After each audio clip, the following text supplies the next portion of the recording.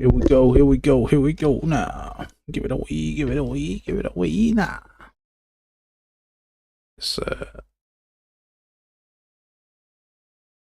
Let's crack on.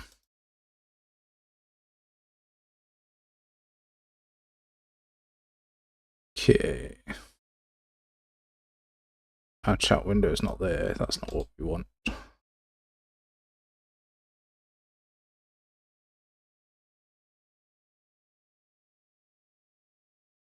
Ugh, that sucks. Alright. Let's fix the chat window so we can see the chat.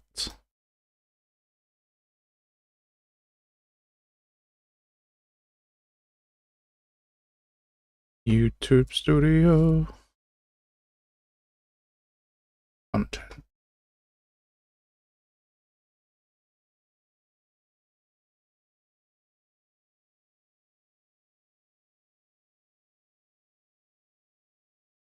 Fixing stuff. I am live. Deadwire, how are you, my friend? Are you well?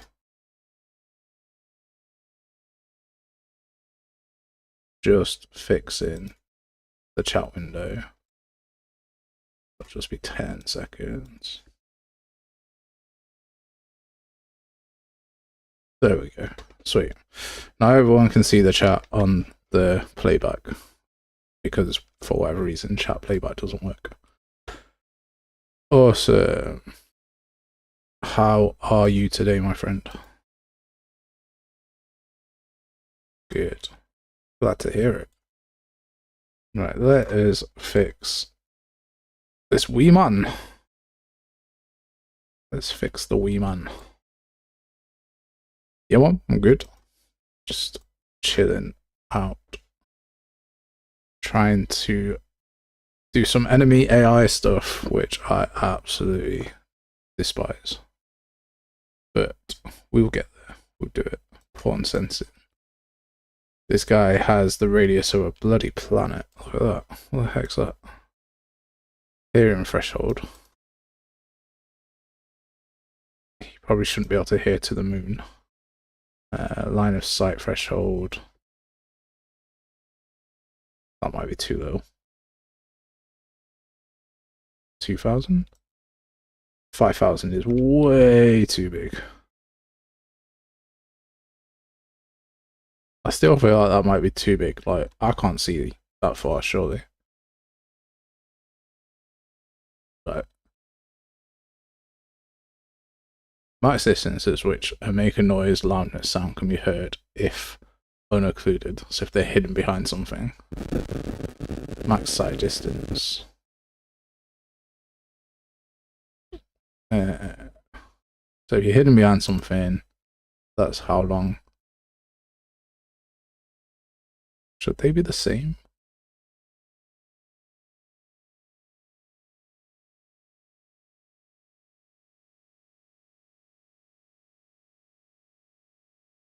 $2,000 and $2,000. We'll play with that value, see what happens. I mean, that still seems insane to me. Like, yeah, no, 2,000 is too big, surely. Let's try 1,000. There we go.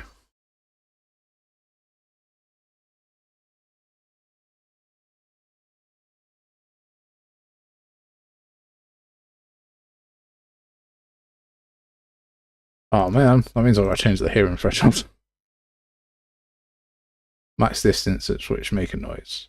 And then the line of sight. Okay, so those two should be the same. And the sight radius should probably be like 800. That makes sense. But also, he's got the eyes that are in the side of his head. Peripheral vision. That. Put that 80. Let's see what that looks like. That seems better. So you'll be able to hear him on this side of the wall, but not see him. Yeah, that seems better, doesn't it? And then we'll be able to see him when we get into this green radius. This thing breaks every single bloody time.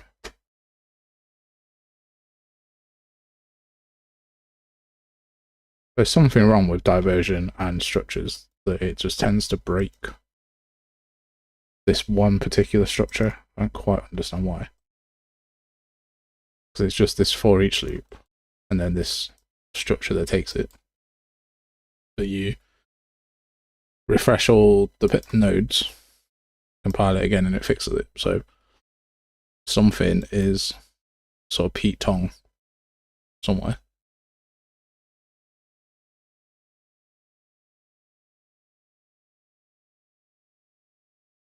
Mr. Sinner, how are you today? Are you well? Thank you for joining us. Hello to you.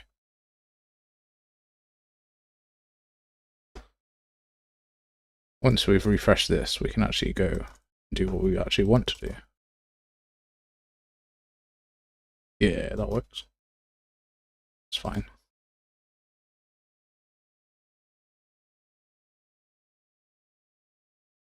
Here's the little angry boy. Beautiful. And then I'm doing better, doing very well. It's been an interesting day, but now we're on game dev. Thank you very much. I never know how to respond to someone telling me they really like the stuff, because like it's an honor that people even watch it. I didn't ever think I'd even get like 1 or 2 people to watch, and we're getting like hundreds, which is insanity.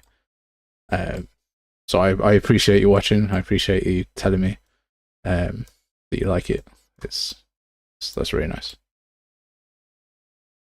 Right. So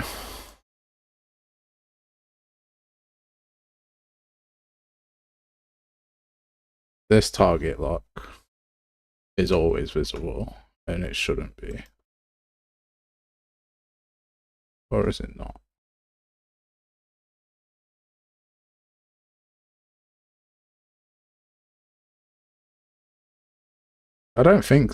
So your structures have been breaking as well. I don't think so. Like when I compile the game to like test it, it works and it's all fine. It just seems to be when I reopen it, because it's hooked up to diversion, because I've got none of the issue elsewhere. It just seems to be a weird diversion issue. Target lock.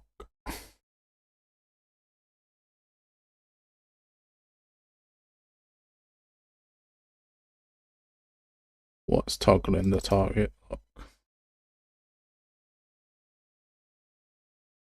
Turning it off in death.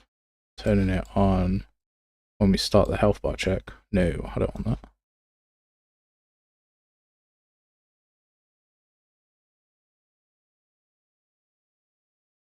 It's not dead.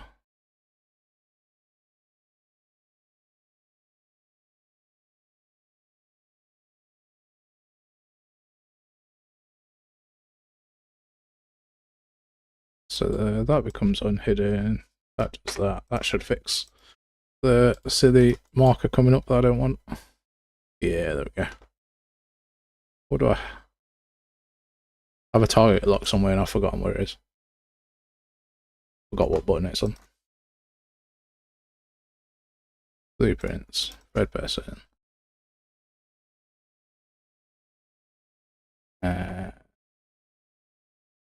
This is where you see how awful my organization is on code. Here's the target lock. What button is the target lock? I actually do have an input action. That's much better than I usually do. And that's going to be in input. The lock on is on tab. Yeah, and that causes that to pop up. Beautiful. We're doing bits and bobs. That's the first thing fixed. Second thing is that the data table that contains the enemy data table is hidden.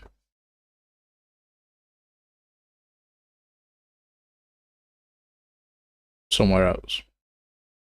Characters, NPCs, enemies. There was a data table. Data table. So this attaches a weapon over static mesh. Does he do the business behind the wall? I don't have any noise events behind the wall. So like normally I would attach a noise event to the footsteps, but I haven't done that yet. So when we do that, he should hear us behind the wall. That's ages away. Right now I'm just happy that he runs after me. Luna 9. Hey mate. I was watching one of your videos the other day actually. I can't remember which one, but I was watching one of your videos. How are you? You well?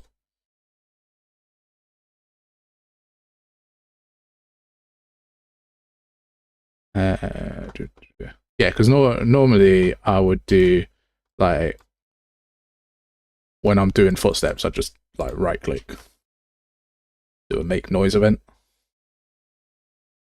and that will like do footsteps, set the loudness, set the range and stuff. What's pawn make noise? That's the AI one.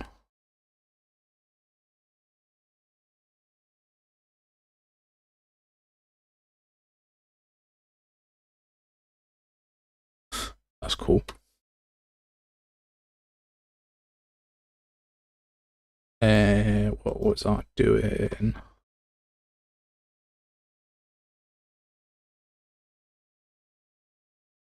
Behavior trees. I hate AI stuff, but we're gonna have to do it. Could be really crafty and just take it from my other game. How am I gonna do that? Alright, let's fix this bit first. This is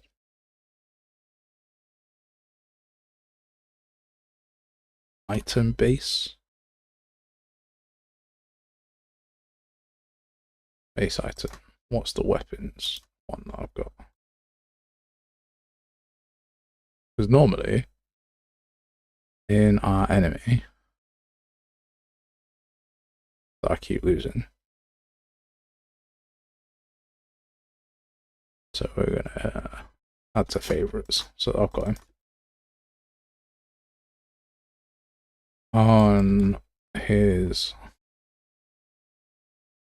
begin play, he spawns the weapon, which is this actor of class, which is this BP axe, which is of type base item BP. Sweet, okay, so that's what this needs to be. Base item BP, and it's going to be class reference. Weapon to attach. So now in here, I can attach an axe, and inside enemy BP, we promote this to a variable. This will be its weapon. And then go to the construction script. I can get the weapon and set it here.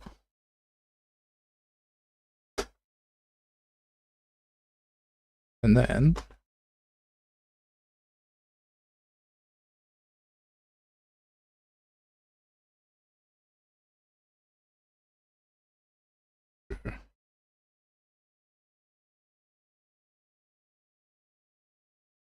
I use Blackboard in behavior tree. Yeah. Like,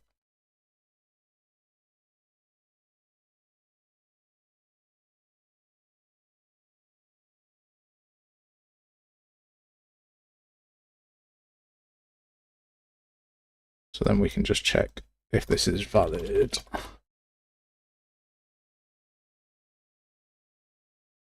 and continue. Some of our enemies will have just their hands. You don't need to handle them separately. Add that to that, do that. Then this guy. What am I doing with this guy's static mesh of his weapon? Just being a bit of an idiot.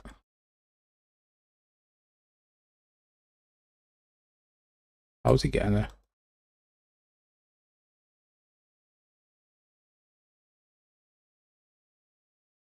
No, it might be because I've left the preview on.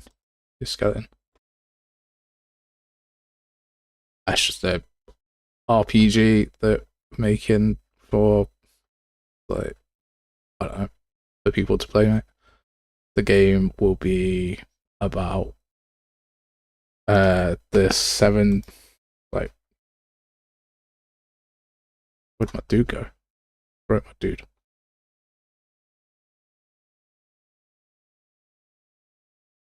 Oh, ooh, that was close. I'm worried that I'd broken him completely. That's fine, because he doesn't actually have an attack.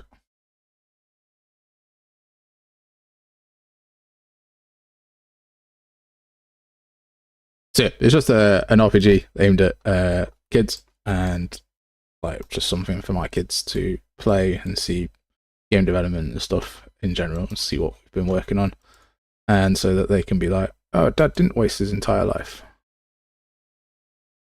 and not do any work or anything. It's just something fun. I mean, it looks interesting when you like put it out into the world and it looks fun, but yeah, my code in for this is well organized spaghetti. I know exactly I have no idea what's going on in half of this code. No, I do. Yeah, like when you see a tutorial I've done, it's all like quite nicely organized, the lines are all straight and stuff. When you see the own project that I've got here, it's all an absolute mess. Because I'm just prototyping quickly and moving like things super quick. But it's all good fun. Appreciate the compliment, man. Like, that's very nice of you.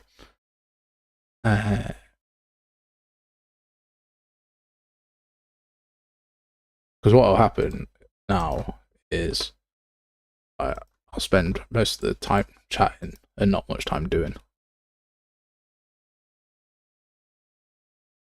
He needs an attack. It is. It's not important how the code looks, it's important that it works. It does work, he says, with this massive error message that's popped up. Because this spear trace is broken. Why is the spear trace broken?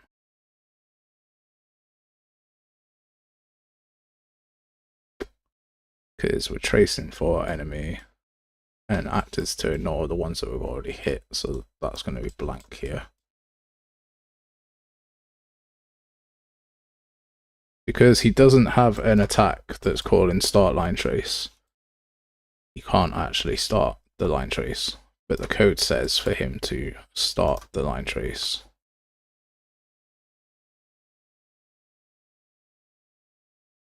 Because the code says that once he reaches us, he should attack us.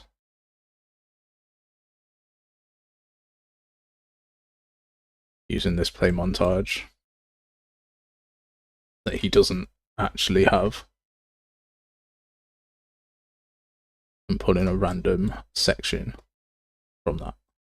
So all of this code needs to be put into a behavior tree, because I was just testing like a basic enemy, and now we're going to want to use an enemy for all of our little people. There's a whole job here that I need to do. First off though, let's change this to be bear, and we can change that to be a bear, and this will be a bear, this will be empty, and this will be empty. And give the bear different stats. The bear can have 200 damage. Then we can change this to be a ball. There's the ball. And there's the ball. But I need to change the enemy name. So the enemy name feeds the quests.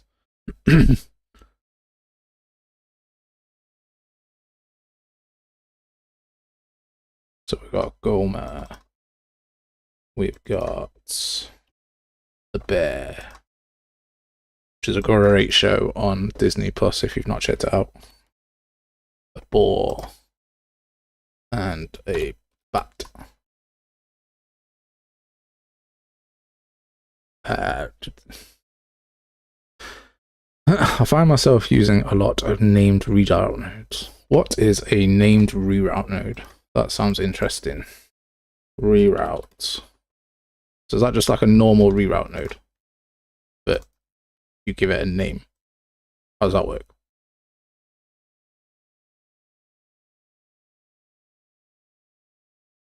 So if I connect it here,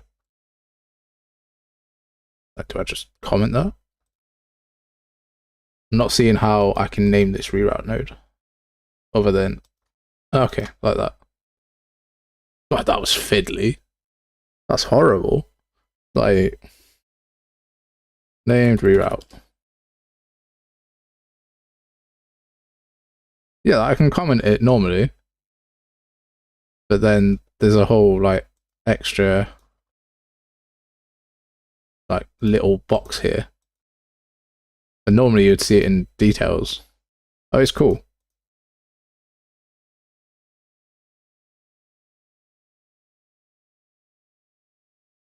Yeah, no, that's cool. I like it. But it's just a bit fiddly. Right, let's do... Oh, wait. Yeah, Deadwire's right. Like, for your own... For tutorials, you've got to do it so it's nice and tidy. For your own stuff, though, as long as you understand it, who cares? Because no one's going to see your code. But a lot of my stuff is commented. Like, if I go to my inventory... There are comments all over this inventory. I feel like I'm having to defend my work. Like, there are comments all over this showing what each of them does and why it's doing it and stuff.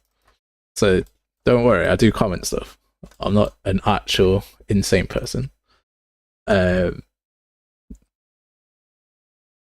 how are you, pal? Are you well? Hope you're well. What kind of game am I developing? Just a RPG type open world. You know the game that they tell you not to develop when you start? That's the one that I'm doing. Oh no, wait, that's an MMO. Like, they always say don't develop an MMO when you start. But the other one they say is don't be an RPG. And yeah, that's the one that we're doing. But it seems to be going quite well. We've got a lot of the basics down. We've got an inventory, there's a quest system. We're just working on enemies now. There's a whole little stat system going. There's a fair few mechanics that are done. Everything just needs a bit of a polish. We've got some enemies in here and all sorts. You don't know what to comment. I think anything that you don't understand, like, that takes a lot to think about, is something to comment. I often, let me show you my... The best comments are always on the diversion comments, because these are the best comments. Let's see if I can find you a good one.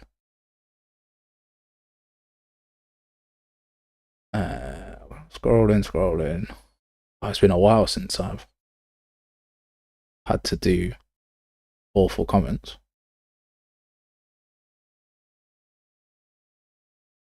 There we go. These are the best comments where I've broken absolutely everything. Everything's gone wrong, and I'm fixing stuff.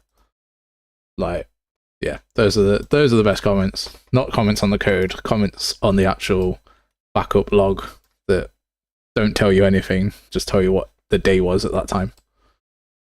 Love those ones. Luna, I think I've seen your live streams, Luna, like, of what you're making, and it seems impressive, man. Like, it seems a lot of work, but it does seem impressive. Change to a bear. You're not changing to a bear. I don't like that. Why? Oh, because your name is Gomer. Bear. Or duplicate this one. This one's a bat.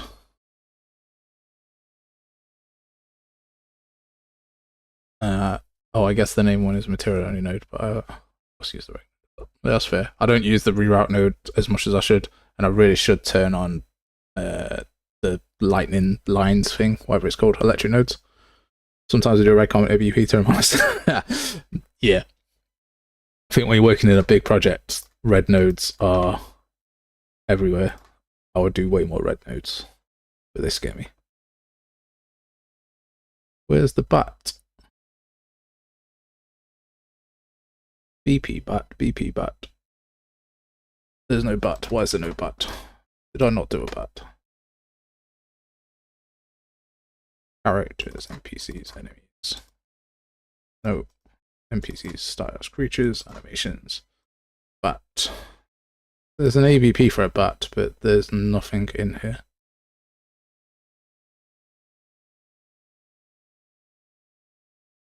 Does it not have a skeleton assigned?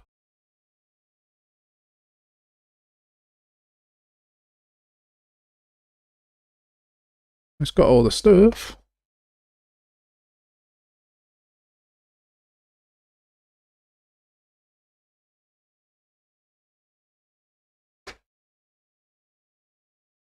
There he is.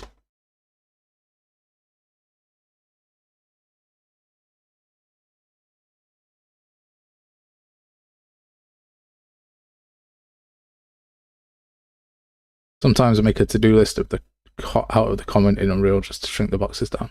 That's fair. I have a to-do list on what is it I'm using? Trello. And that also contains rude words. This is the bugged list of the things that are in Trello and all the to-do stuff and everything else. You can't actually see what is done, which is more annoying, because once it's done, it's gone. Be nice to see stuff. Any new or old dev leave for Stone MMO, and then you never see them again until 10 years later when they come back and cry. Yeah, multiplayer is hands down my worst topic. Can you please change to a bear? Oh wait, no, it's because it's in here. This needs to go actually. Enemy name, instance editable. Turn you off. No. No, no, no, no, no, no, no, no, no. Well, I hope I've saved stuff. Because if not, that would suck ass.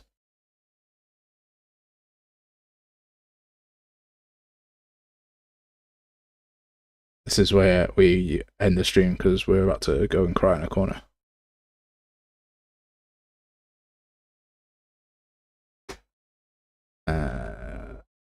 Details. Let's go. Nice. I've got Milanote going for the third-person tutorial thing because I liked that. That was quite nice. But for my own project, it was just we started it in Trello, so we're just gonna leave it in Trello sort of thing. Real-time strategy. That's gonna be big project. RTS stuff, man. Like, it's a whole. It's just not covered as much. The only person I've seen cover it and cover it well is Code Like Me. But I'm not sure, like, the way he teaches. So it might not be a good mesh or whatever.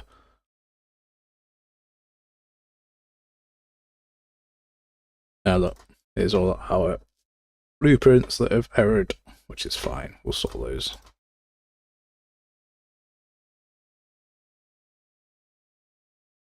But I think every person played like Civilization when they were a kid, or Age of Empires, or Command and Conquer, or this would be an old one.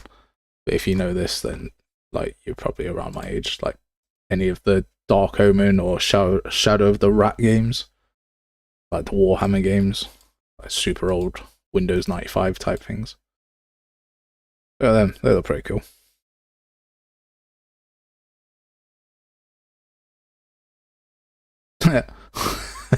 What is this bat doing? It's decided that he's got a sword. I don't hate it. It works. I don't hate it.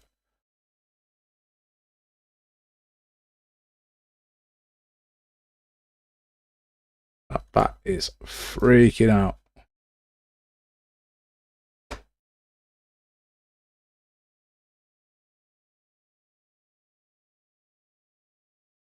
And it's freaking. Because I've not done anything I've said that I'm going to do. Yeah, man. RTS, man.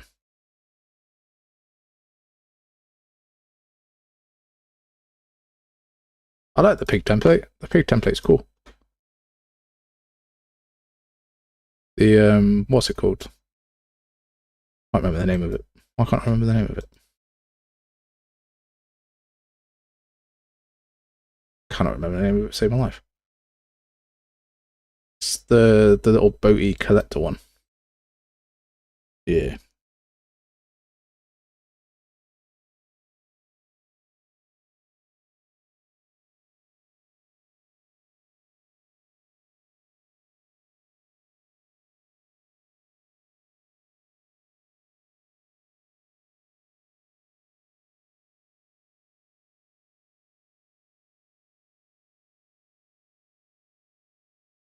All games are hard to make. I wish I knew that before I started making one.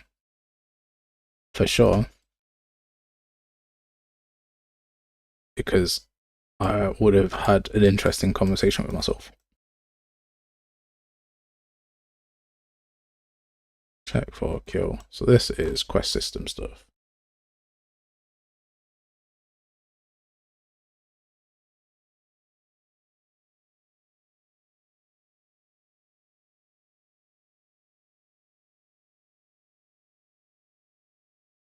This is not needed. And then I'm going to go into my other project.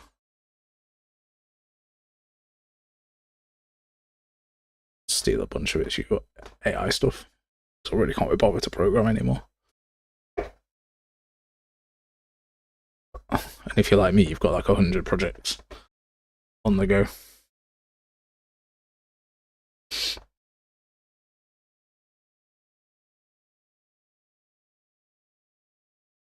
I think once you understand the access non-error, it's not as scary as it sounds. Like you could get out of it quite easy with just an is valid node, but it's not going to tell you what the actual issue is.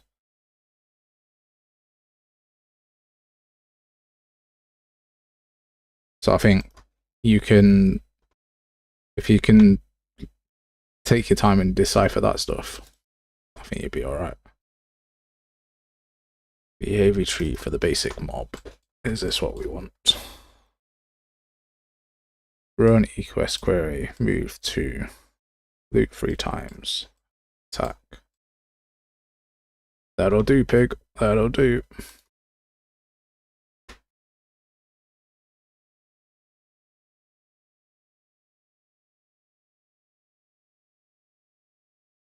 We'll take that.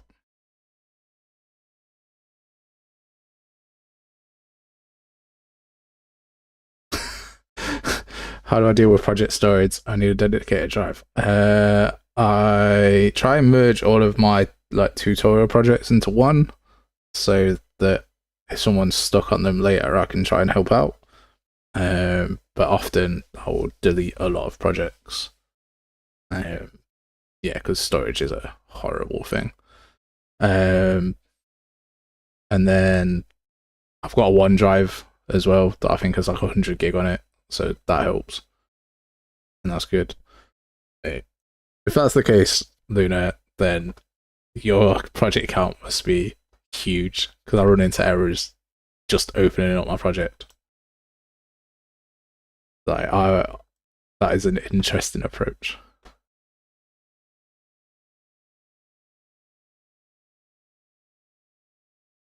What's this enemy AI controller doing?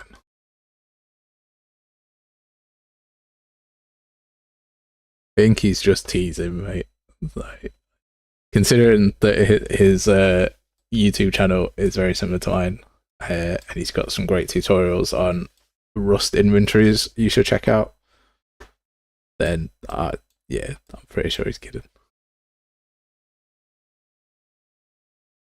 Set state of attack here.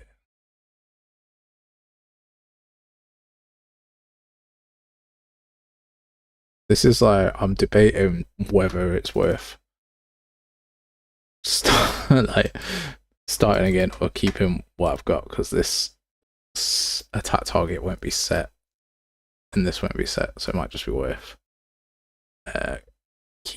starting again, sort of thing. I'm not going to attempt to pronounce that name that's just said good morning to me, but good morning to you. I hope you are well. How are you doing this fine afternoon for me?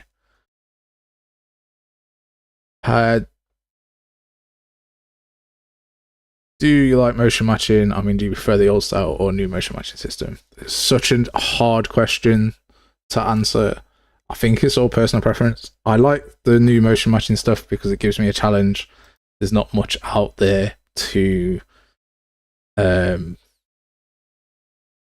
help you with it. So it always feels like you're learning something as you go, which has its good side and its bad side. It always keeps me occupied, but it's hella stressful. The project that we're looking at now is all handled with state trees, because if I get stuck and I need to ask for help with this project, because I'm not an expert, I want to be able to be like, well, it's this system, and I want to be able to find tutorials. I want to be able to ask like AI that's been trained on it potentially. I want to be able to go to Reddit. I want to be able to go to all these places and be like, this is my problem with the state tree. How do I fix it? And that's why we chose to do state trees instead of motion matching. I like motion matching. It's cool. A lot of my big tutorials are on motion matching, which makes me feel and sound like a bit of a fraud, I know. But I think state machines are better for people who are just starting, and you'll find more support for them. I think a lot of the support for motion matching, especially Gasp, is locked behind like paywalls. Like, people are doing great stuff, like they're doing fantastic stuff, but they want you to pay for it. Like, it's all behind Patreons, so you've got to buy it and understand it, and that just leaves a bit of a sore taste. I'm not a huge fan of that. I feel like knowledge should be free and shared, especially when people are all trying to get to the same goal. But each and all to their own. I'm not going to hold it against anyone. The happy everything guy. Hello, mate. How are you? Are you well?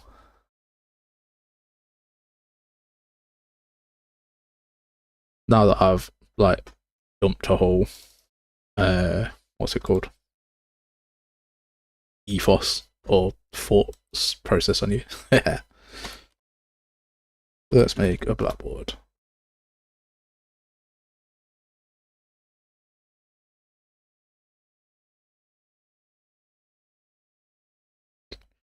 Enemy base.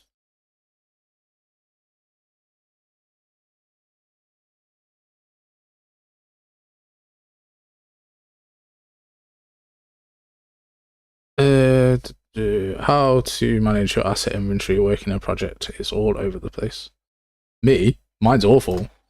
Mine's the worst thing I've ever created, and part of that is because I'm working with someone else.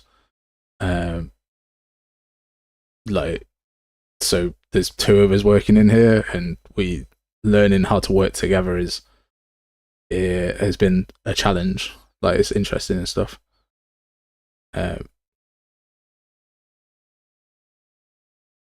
So they're good fun, but yeah, it is a challenge. Like, there's a whole quest system over here. We've got Ultra Dynamic Sky over here. All of my stuff's in this third person folder. But we are getting better, and slowly we're just merging stuff together. I think I name stuff by systems, so like everything to do with my quest system is in here, and then everything to do with an inventory somewhere else. I think you just develop your own way personally. Totally irrelevant, but the new Windows look ass. What, the 5.6 ones?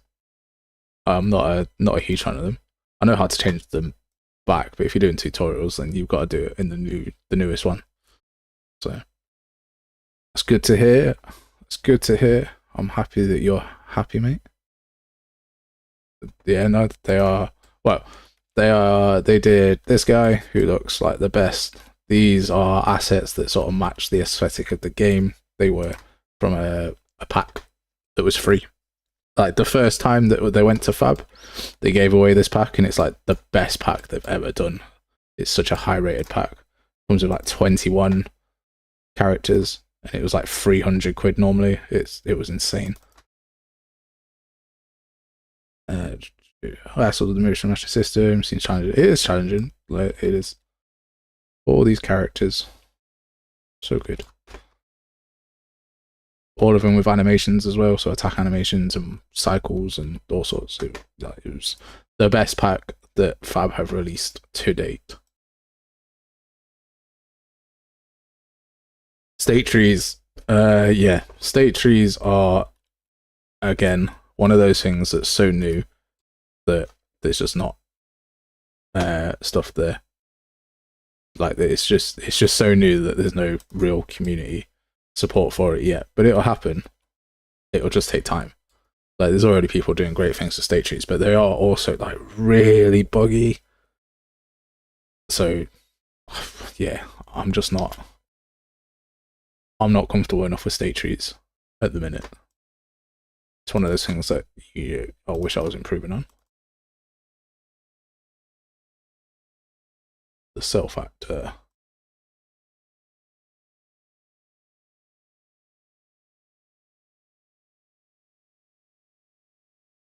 Want a link for the stylized animal pack? See if I've got one. You're not gonna, like, it's pricey. It is not cheap.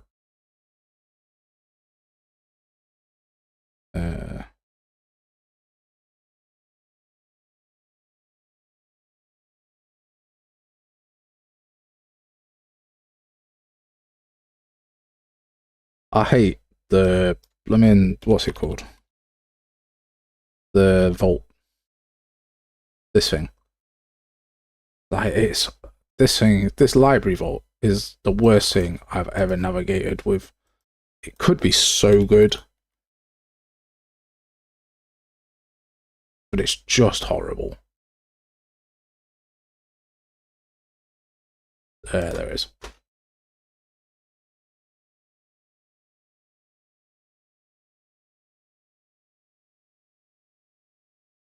Everything I do seems buggy. Yeah, I know that feeling. This is a object. This is fine. I've got to remember how to do behavior trees now, after not working with them for so long.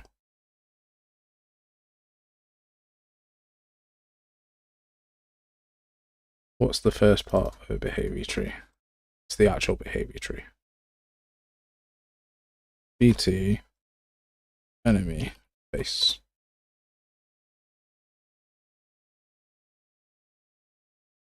Sequence. Then we want to do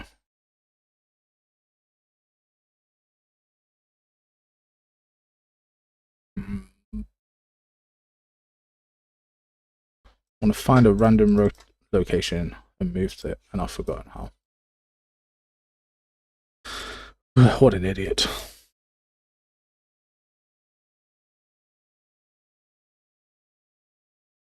This is why it's good to keep hold of, like, your old projects, just so that you can, like, just keep track of them. She's just not going to remember everything. So having old projects like this just helps no end. So this project doesn't help because it doesn't have that.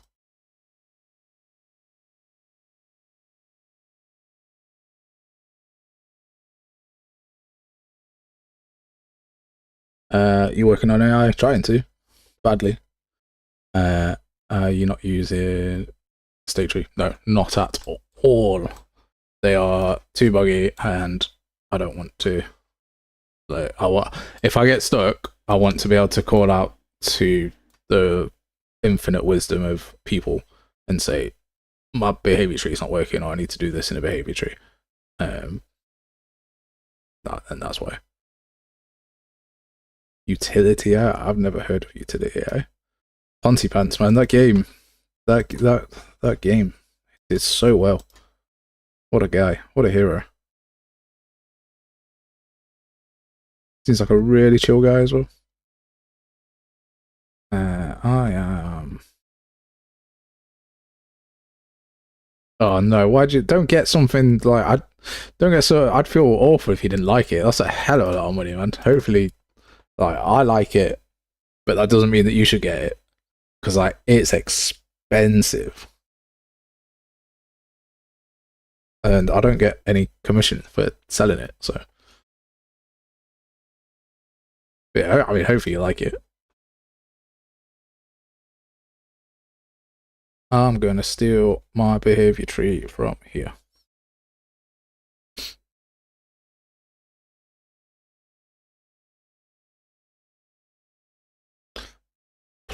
Utility AI plugin. Now you've got me interested. Let's have a look. Fab. Utility AI.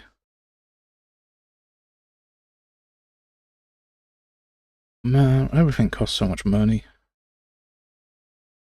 Why is everything so expensive?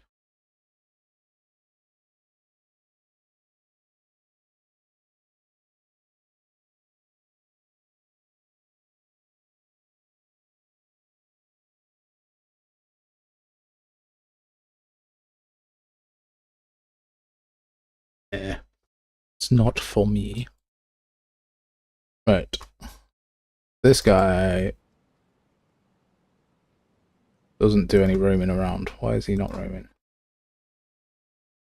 They just not roam. Have I never programmed a roaming enemy? No, they just straight up attack. Okay. That's not the way.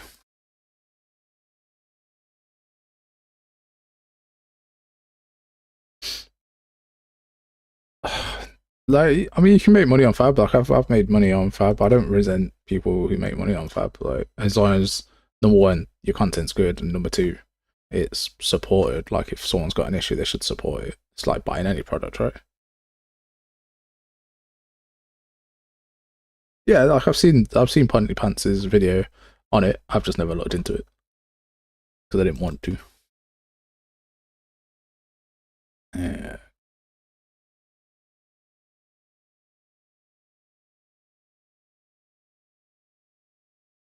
That's the patrol route. I just want a random location.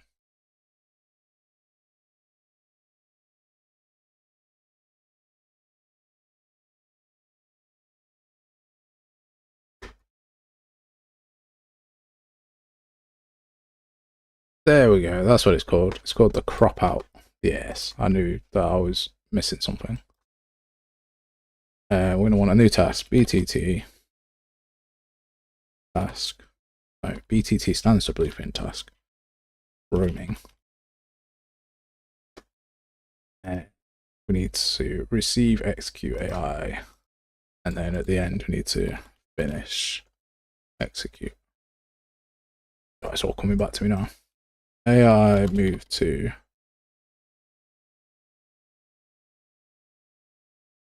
AI move to destination.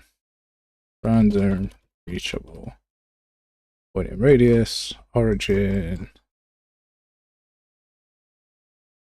location.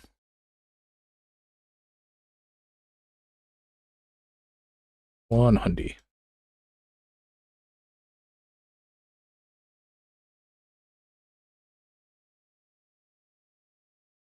and I'll fail. Do this as well.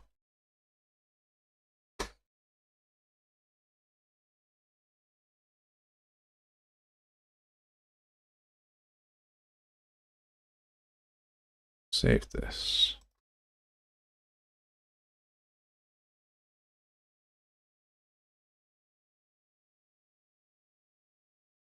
Just want to loop this 3 times.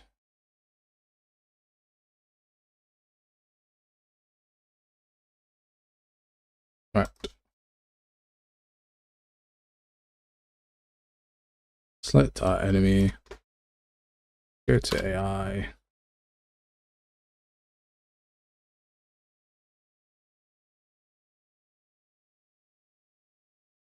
Auto possess, placed in world or spawned, AI controller. Of course I don't have.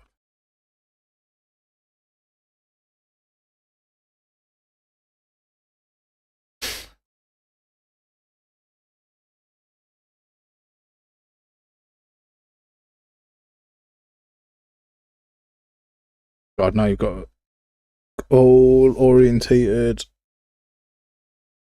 Oh God, I can't even remember what Go app stands for. I'm telling you, man, my brain, it just goes like to mush.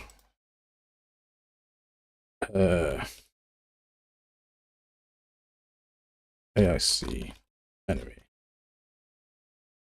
base.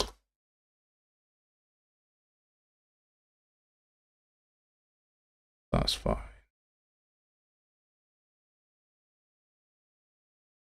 Hello, how are you today? Begin with it. Begin play, we do all that. Do that. And then we run. No, we do that in their head. See, can't even think straight. Oh, event begin play. Run behavior tree. Like that. Cool. Right. There we go.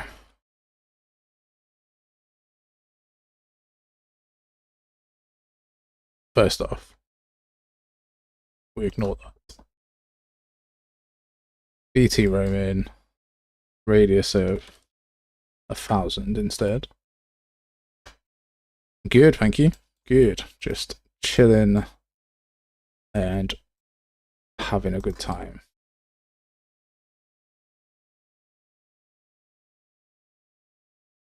Okay. So they are freaking out. We'll add a wait here of 1 second. Then we'll do a sequence here. And we'll move the loop to here. Delete it from here.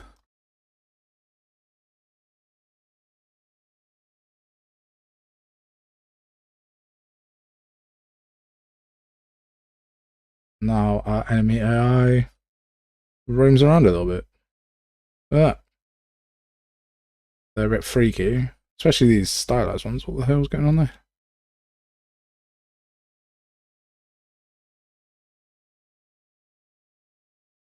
And this guy looks like he's going backwards instead of forwards. So let's fix his. Yeah, that's fine.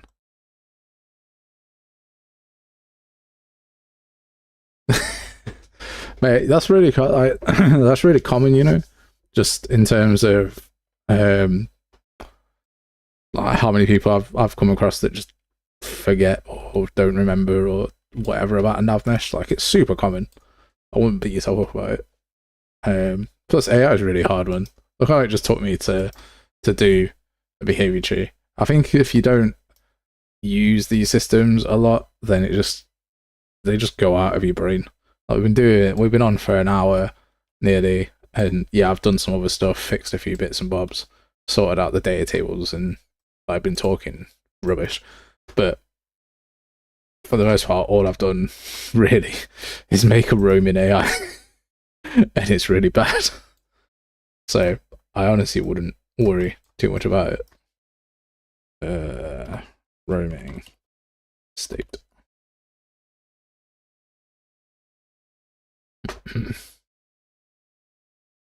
because I need to remember how this actually works. Oh, bloody hell.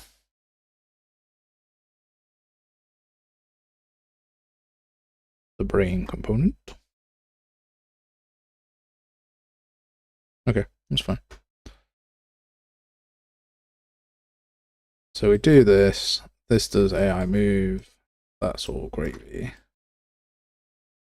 And then we should probably sort out the attacks, honestly. So NPCs, enemies. And then we want to get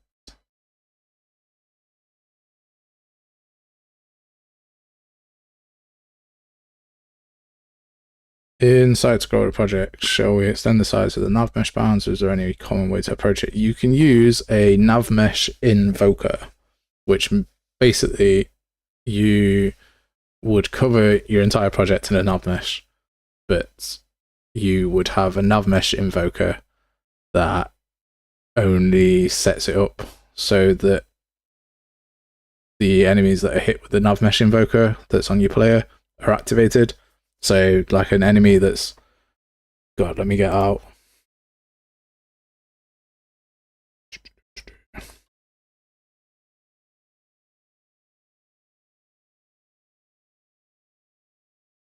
There is not one that I did earlier. Oh, yeah. So there would be, oh, come on. No, still just doesn't. Okay, do this instead. There would be you, and then enemy 1 and enemy 2. And your nav mesh invoker would be up to here. And then when you overlap this guy, sort of he would activate, or you would just do it a bit before the camera. So like here. And then if you ran past him on the other side, it would just stop this guy working. And then it would activate this guy when this part overlapped. So yeah, you want to look into nav mesh invokers. And montage. Array.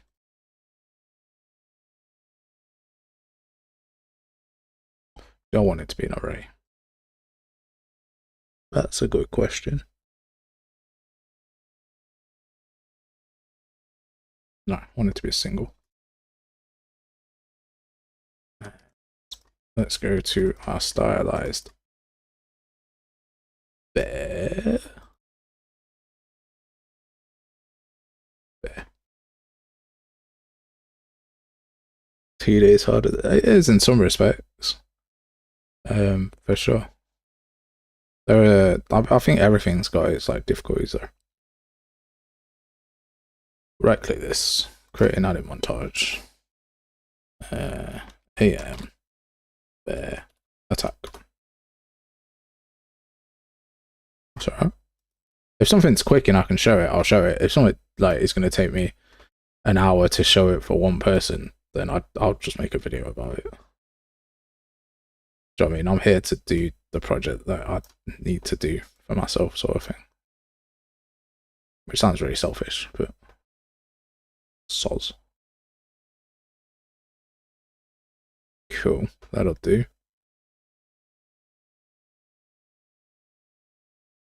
Right, so new montage section. Back 2.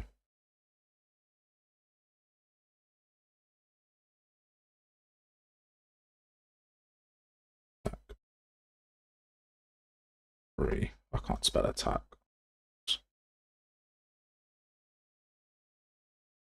Ah, I'm a dodo. 2. There we go. And attack 3.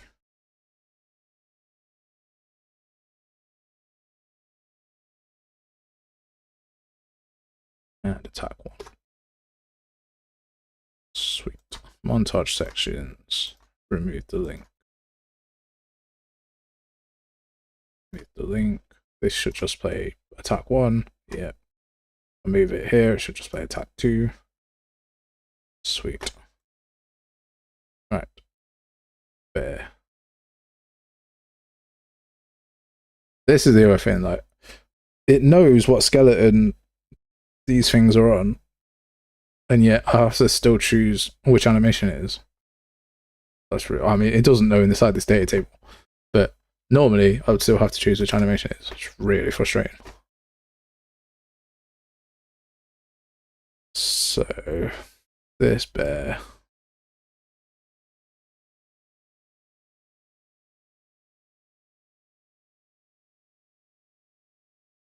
Go to the construction script. Get this attack montage. And set that over here. Then get the section length. Get number of sections.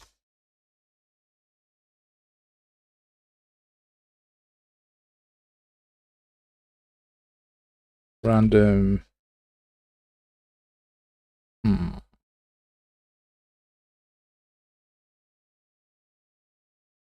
Can't get a random in range.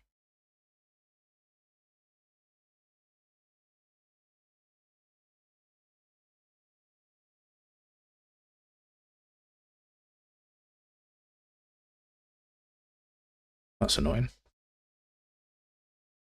Random in range.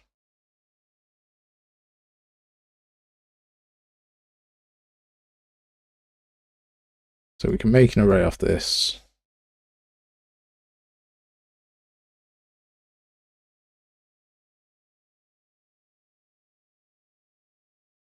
We get the number of sections.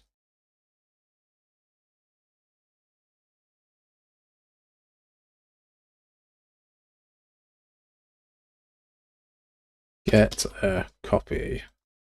That's what we want. God, my brain had an actual emotional breakdown. And then the bear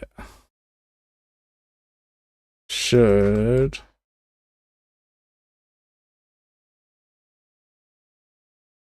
one. Like chasing him to make him attack me because he hasn't got that written into his code yet. That's what we'll do.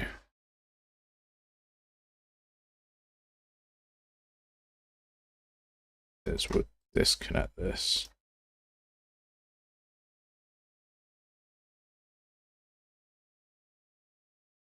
One. There we go. Random tax mute. What we want.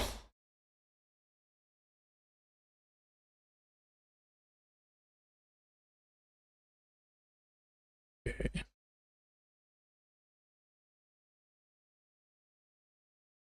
Scared.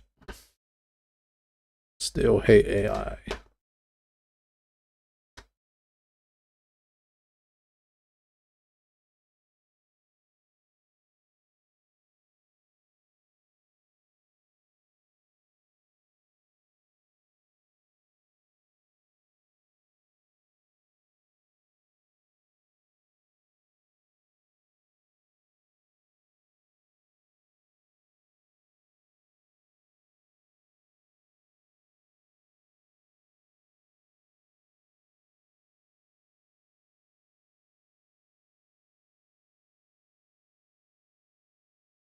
Yeah.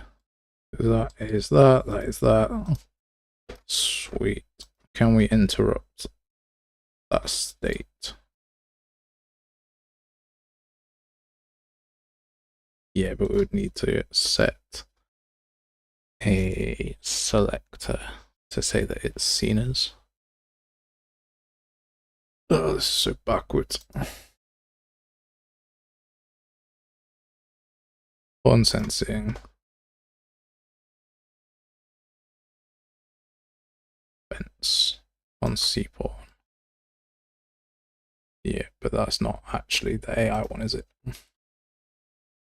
AI perception. Enjoyment. Look after those animals.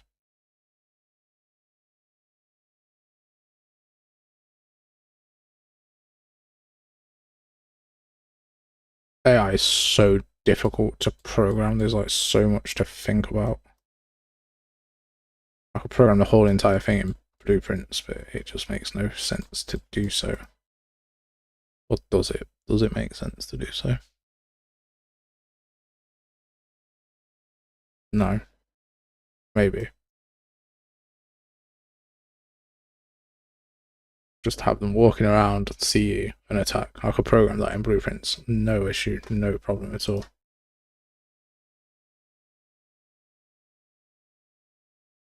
But add it in a behavior tree, ugh, world goes entirely sideways.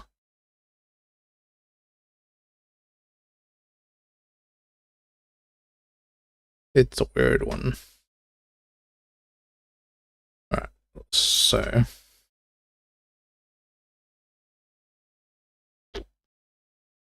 then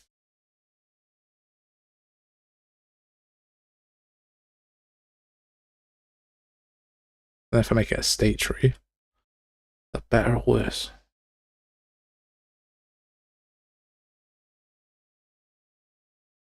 Oh, I hate AI.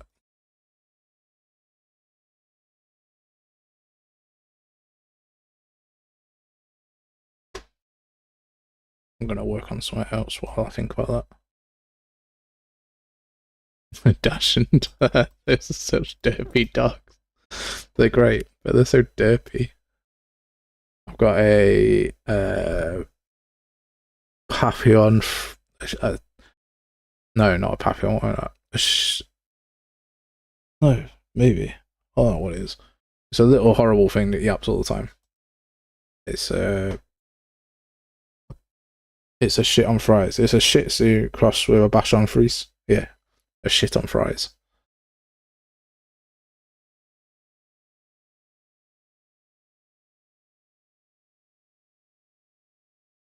It's a horrible little thing.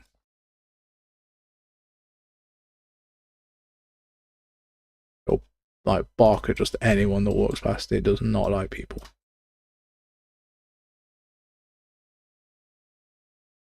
This notify box goes in here. Does that? Yeah, literally. He's just got a massive issue, like got small dog syndrome. I don't want anything on my fries, but that's what my dog is. He's just got small, tiny dog syndrome.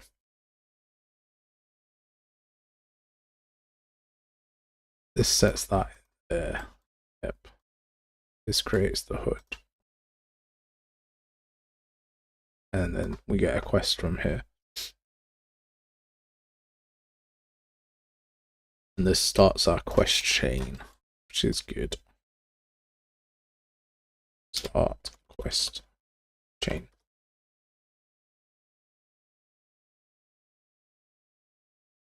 Is there? If there is a plugin for AI and I've not been using it,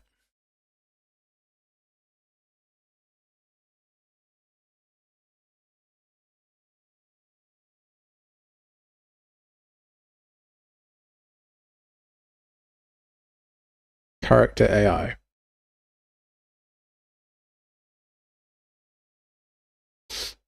AI behaviors, encapsulated fire and forget behaviors.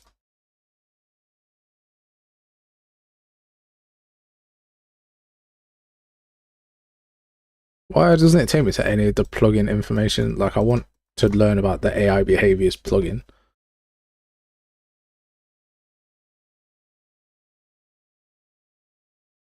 Like,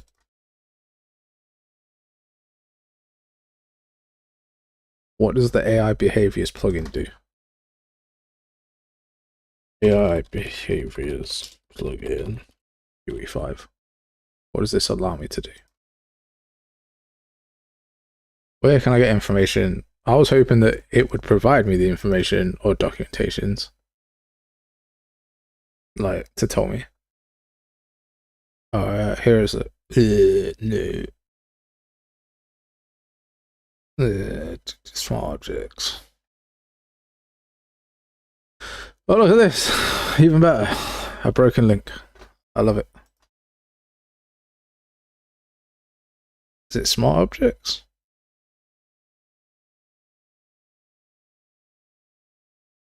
Oh, that's cool. No, I've seen smart objects. Jacob W uses smart objects for his cover system. Like, that's cool. But that's not this. Gameplay behavior config. Untrigger character.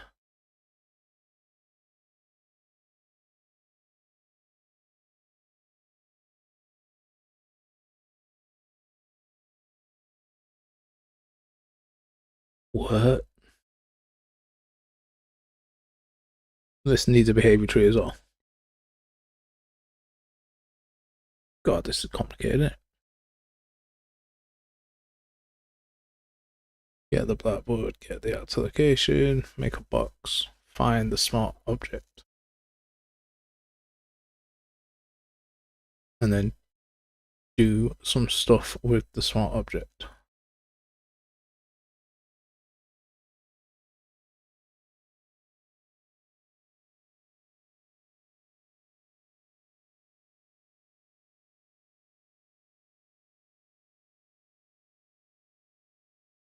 Oh, that's cool.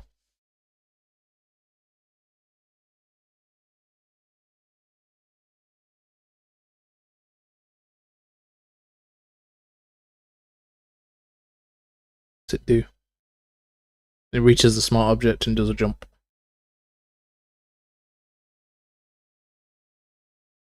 Okay. I just don't see. Okay. That's all smart objects. Smart objects. Yeah, it is. You're not wrong.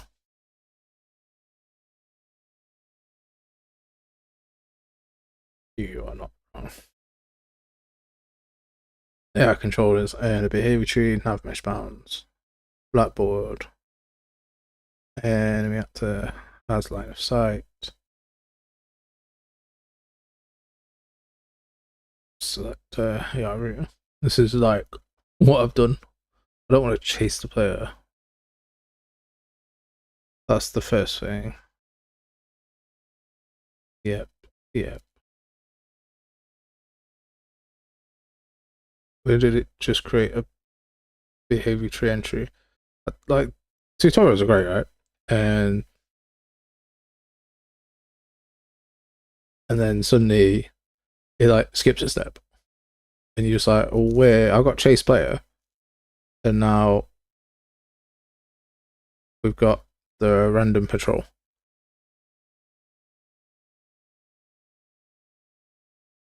Chase player.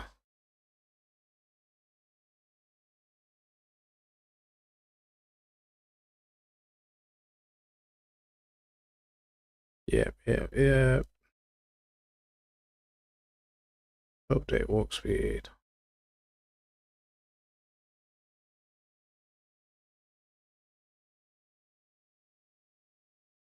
I'm always a bit like, why? Why have you done this bit?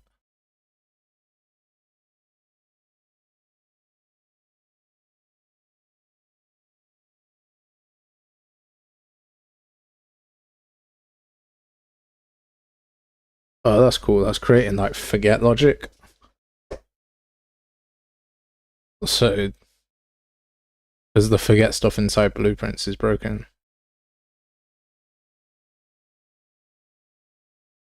So that's cool.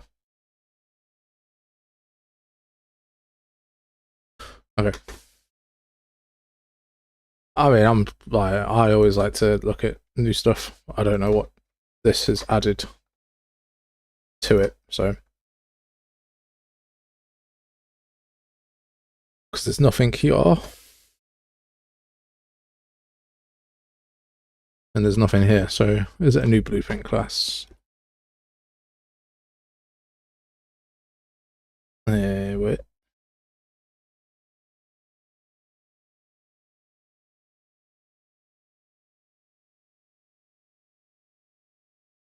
Yeah, sense. No. Okay. Right. That's fine. I'm gonna have to relook at AI, spend some actual time figuring out AI properly.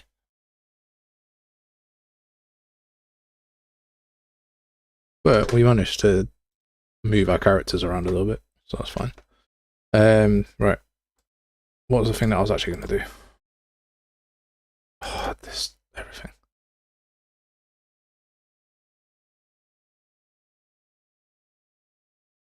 Here's what I think, but it's not the way to do it. What? Speaking in riddles, mate.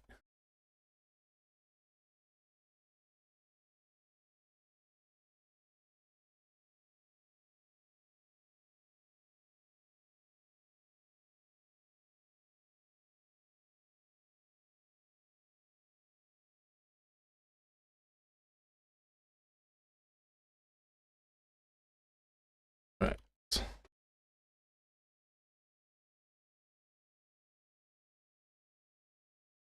What computer system I have? One that runs Unreal Engine. I walked into a shop. I said, "Give me a computer that runs Unreal Engine." They said, "It's this much money," and I said, "Sweet, here's money." True story.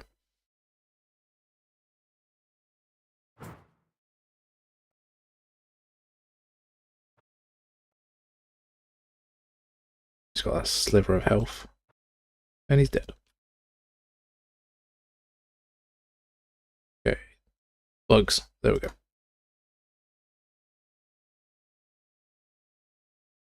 I think I've got like a 4070 or a 4090 or something. Maybe. I don't know. High damage.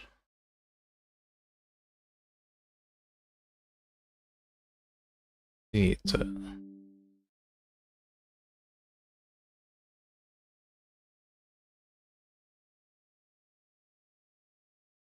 get at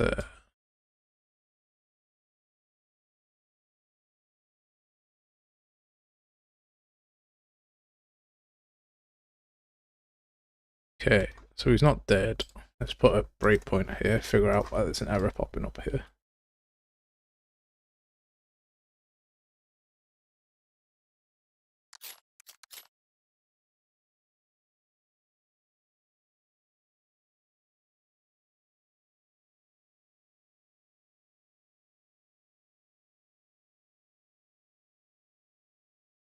Damage causer is fine. This is fine. BP class is fine, yeah. Maybe BP. Sweet. Why is hit info not being set properly? Oh, it is. Okay.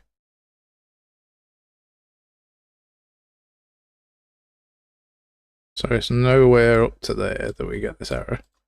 So it'll be the take damage function then.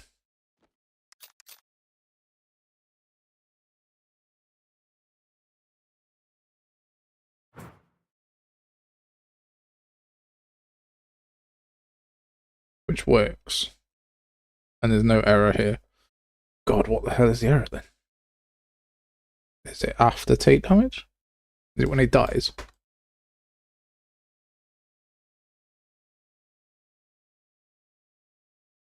Let's move you over there.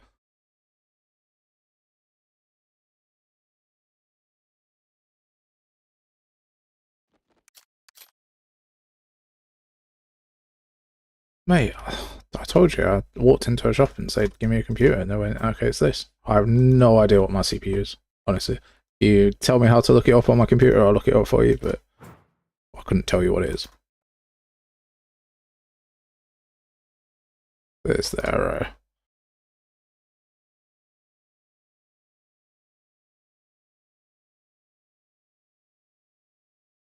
Trying to read core function, take damage. That's when it dies. I thought I'd solved that with an is dead at the start.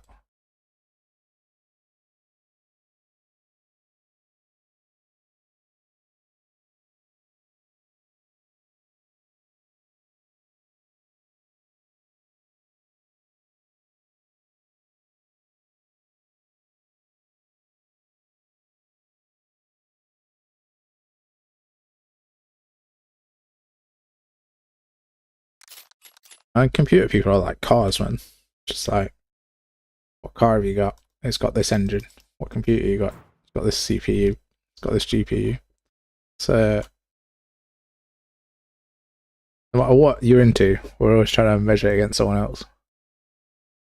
Access 9, trying to read call function, break hit actor 1. Big damage, light damage. There's nothing there, bro.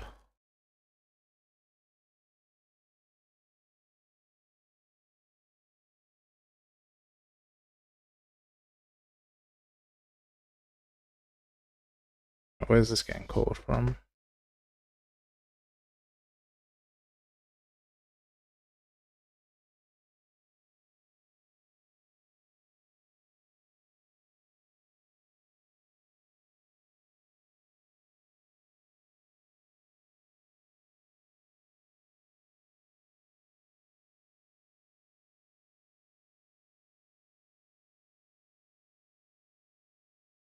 What? Artificial intelligence, Blackboard. Behavior tree, assign you or to it, root select the sequence, task decorators. Yep.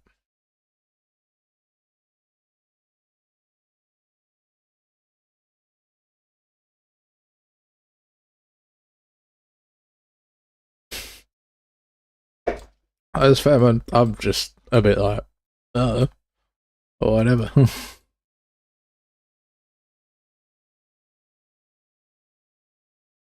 It is valid, it's valid.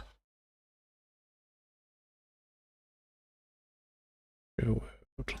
Light trace.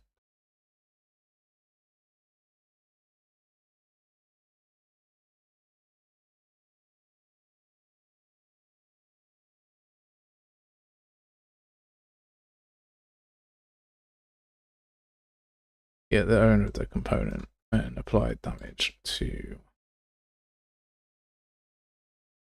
self.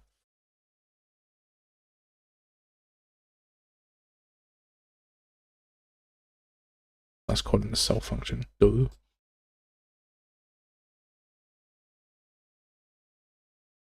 Oh man, everything's a mess. So we can do this.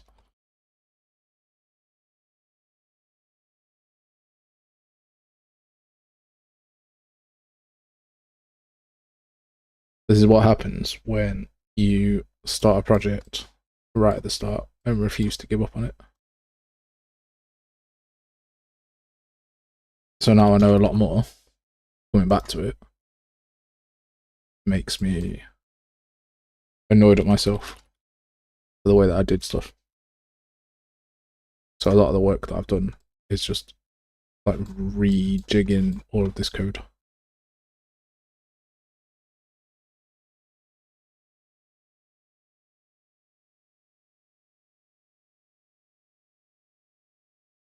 Oh yeah. I mean the graph's a mess too, mate. No, don't worry about that.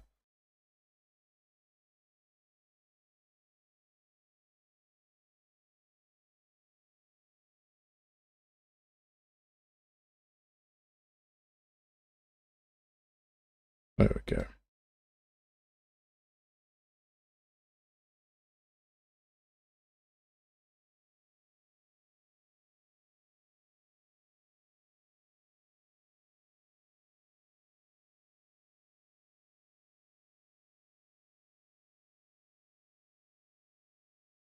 Breaking all my own rules that I set for myself after a while. It's not good.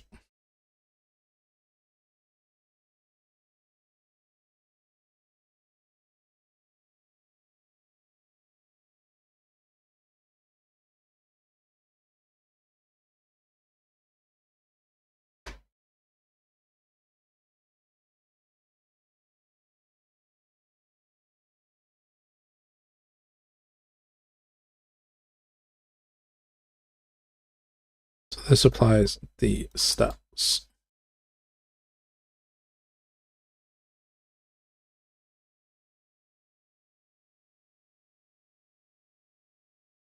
To this, and this checks if the actor is breakable so that we can apply it to barrels instead. So that's fine.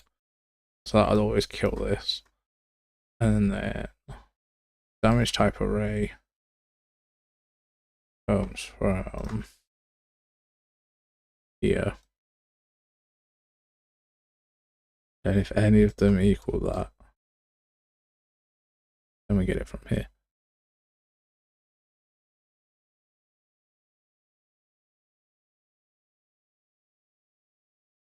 I'm happy to repeat on the random attack though. I'm happy for it to run the same random attack. That's not too much of a concern for me. It's good advice though. Like if you don't want to repeat the attack.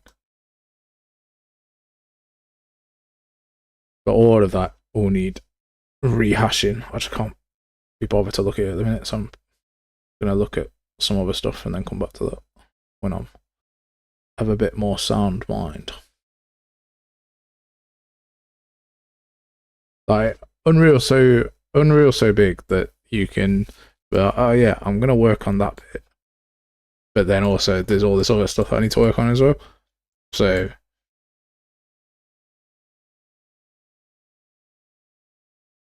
but what then?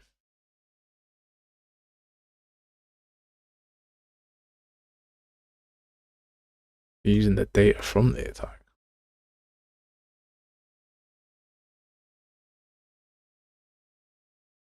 So we attack, we store which attack it is. Okay, interesting.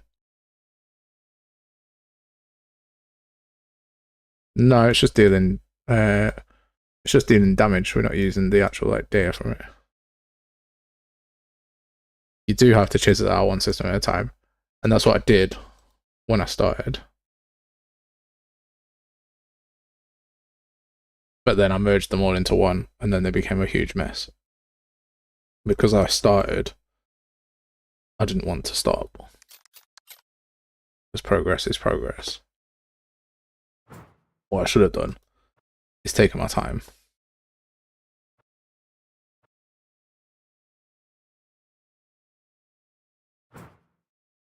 Because that's not hitting anything, so that's good. I'm still getting this from somewhere.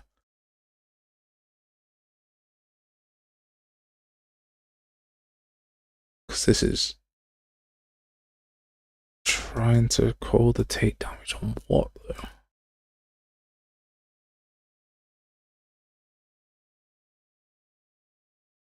Let's check out what's going on here. Like there's certain systems like perfectly happy with, done really well. Like that inventory system's good. The quest system that we've got is like super solid. Like happy with that. But then like integrating them all together, this bear needs to die.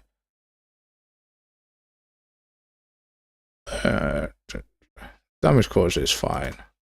Hit at component skeletal mesh. SK bear, that's fine. That'll be the killing blow.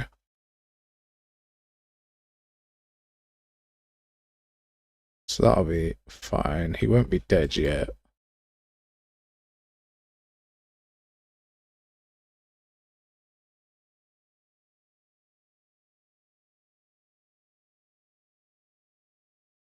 Okay, so there's a second attack that happens somewhere. So somewhere, somehow, we're calling the second one after he's dead. But there's nothing to attack to. It's not actually going to reach this because he's dead. But it'll be the secondary damage. I figured it out. So there'll be Yeah, but only so we're killing it before the damage is done. And then we are applying like a secondary damage. So like there's a physical damage and then there's a stun damage as well. And that's where it's going Pete Tong. Because here we're applying like physical damage and stuff. And then here we're applying other types of damage. Like effects and stuff. So this is the stun effect. So it's trying to apply it twice. Or it's trying to apply an effect twice. So we can do... Easy win would be... Yeah, an easy win would be if the hit actor was valid.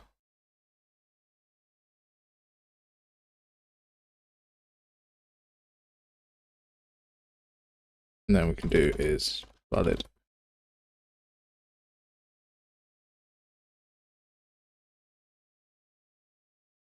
So it's not so much the error that gets me, it's understanding the error. That's what I want to do. Like I can fix an error with, like we're saying is valid, we'll fix it. It's understanding why that happens. So that I know what the code's doing.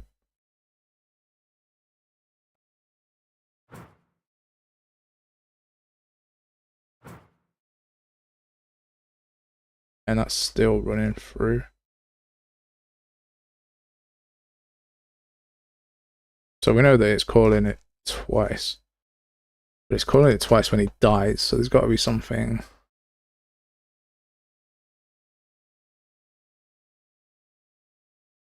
That's happening.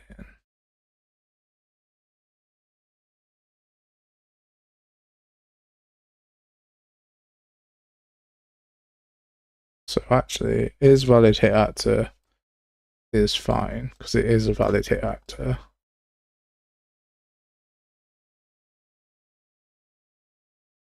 The time it does that, it's not dead. It's in the loop that it dies.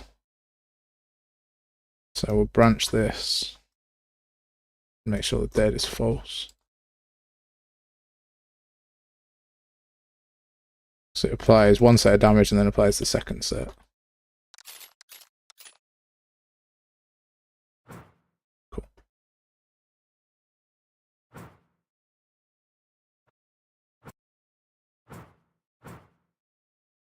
The axe does no damage.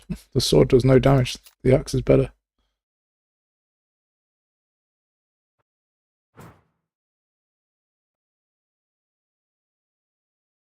No, what? Okay. Thought we had it.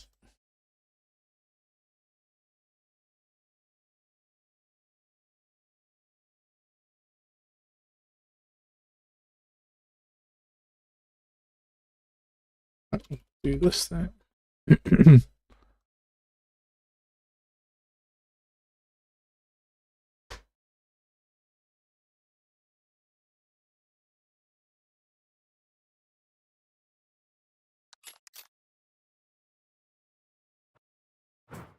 What a silly error.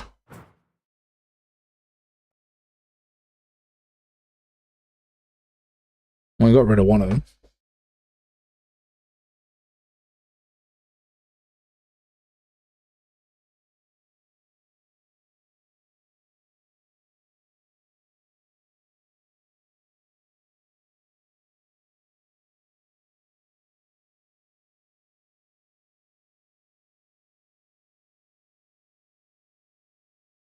So that could be...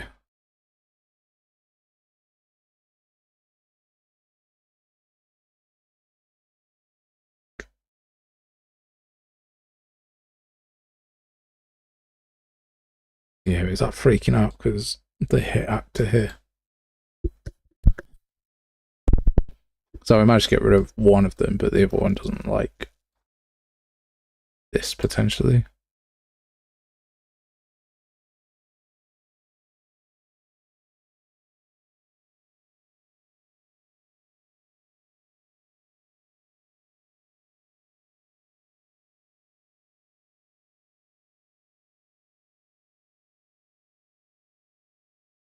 Let's swap that for that.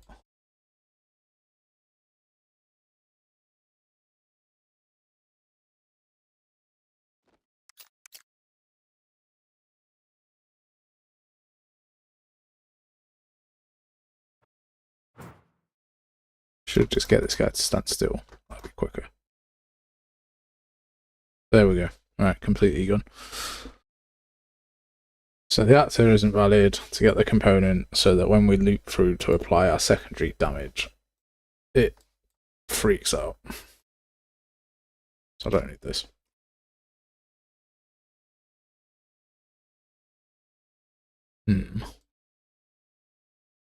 That works. Beautiful. Beautiful, beautiful, beautiful. Go back to the quest system. Blueprints, data tables, DT quests.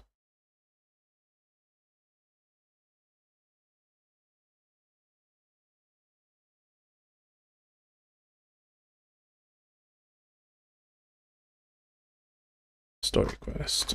Kill the bear. Quest description. Kill the bear. Is it repeatable? Yes.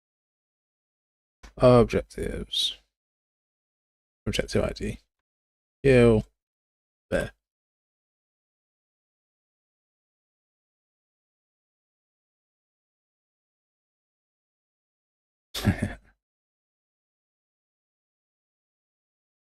This is a kill objective, and it's a bear. And it rewards us with a basic sword. Oh wait, no. This is picking up an item.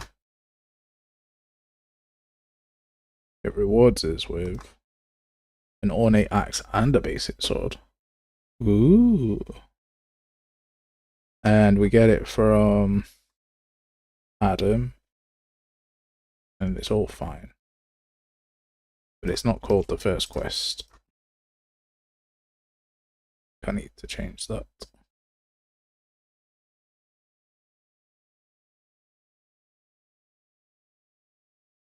It's called Kill That Bear.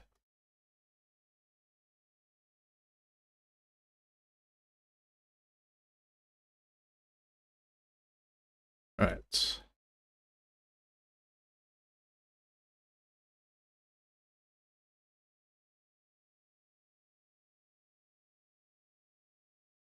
Random error message. Quests. He hasn't got the quest. Details.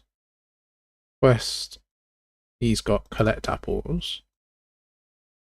Say that he can give multiple quests.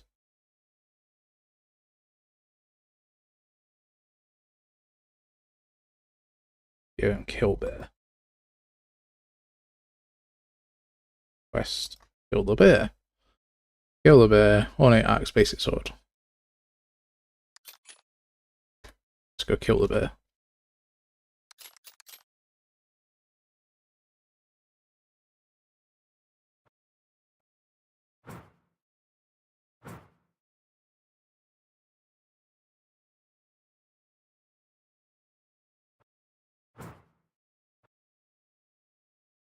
Killed the bear.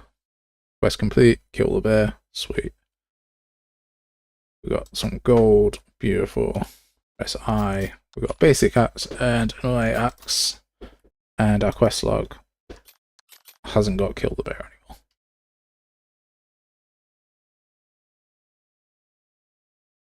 Kill the bear is back because it's a repeatable quest. Imagine if every time you killed a bear you got a sword and an axe. Man, that'd be the greatest quest ever. So it's working, which is good.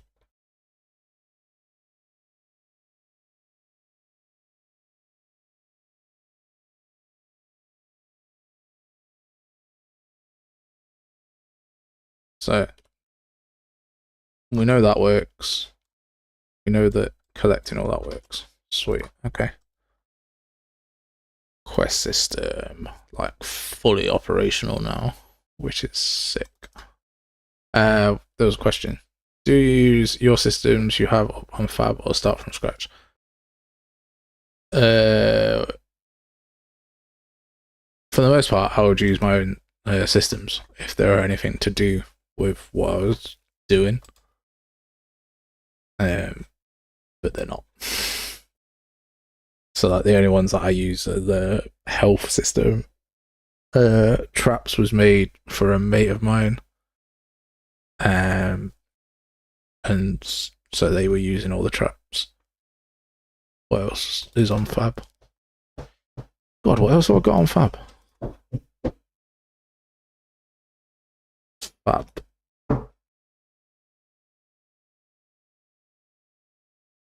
What do we got? So I use this one. The game doesn't have doors. The game doesn't have traps. I use this one. This one's sweet. I love this one. And I will use this one later. And I might use this one, but I'm not. I won't be using this one. But yeah, it all depends on the game.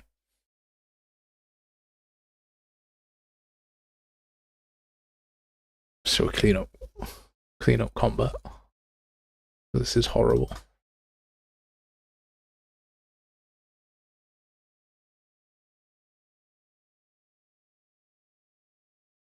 Change weapons.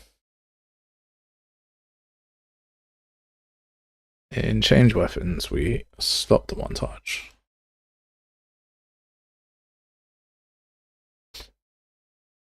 Which sends a message to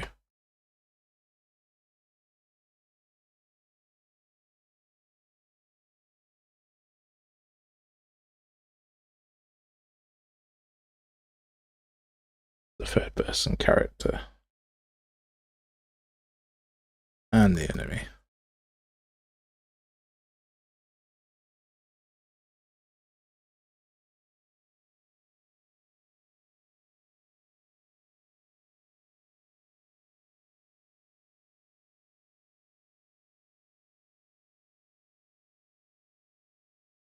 We don't really want to do that. Oops.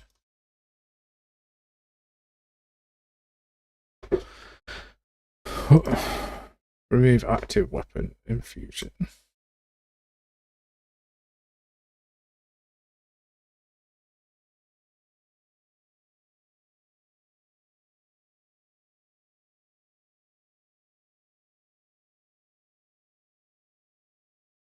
Because all of these things go back to the player. So what we can do is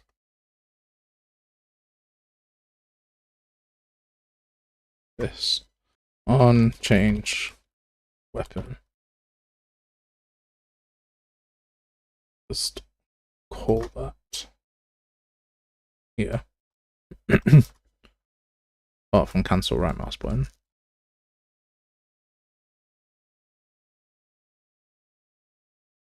And they can bypass that.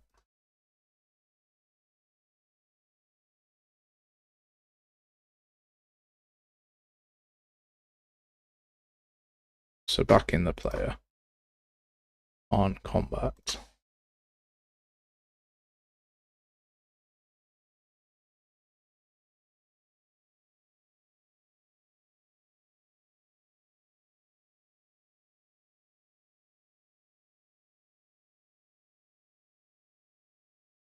We can do on change weapon.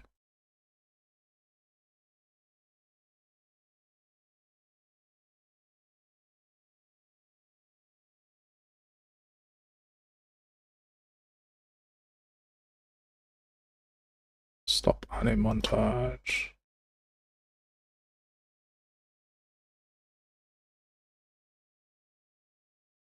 Get the conditions.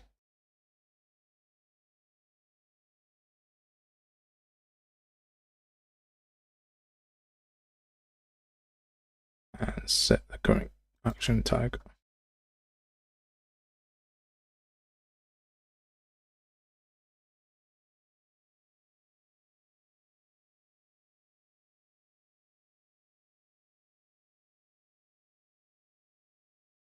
I've lost it.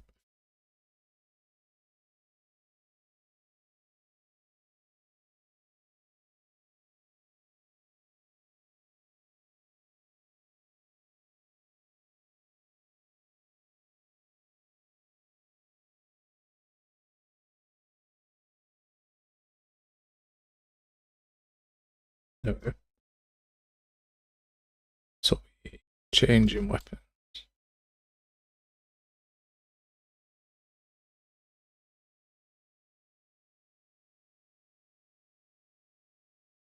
But spelled badly.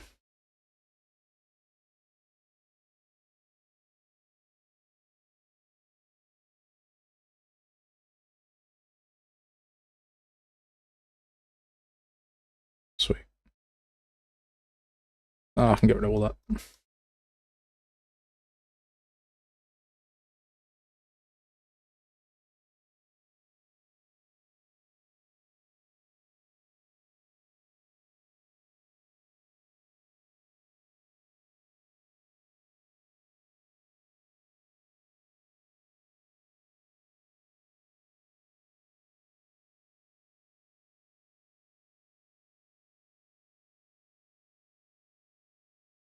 Then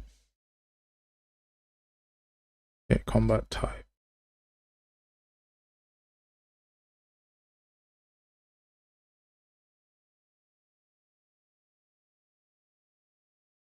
Pretty sure this is in like more than one place, which is a problem.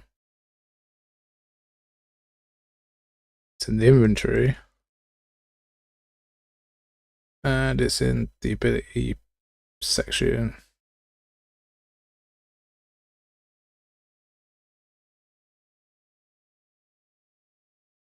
Ugh, and it's in conditions.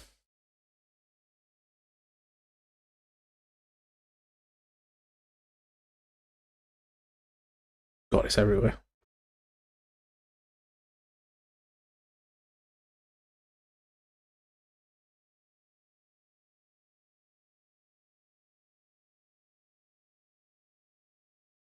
Okay.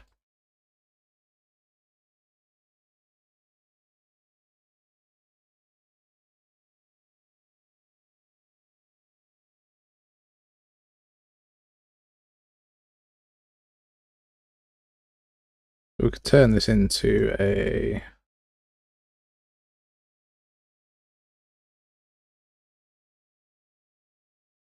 macro library. Let's do that. Blueprints. High use function somewhere. Content, high use functions. Blueprints, blueprint macro library. Parent class, actor component. Blueprint macro library. Actor component. Combat. Stuff.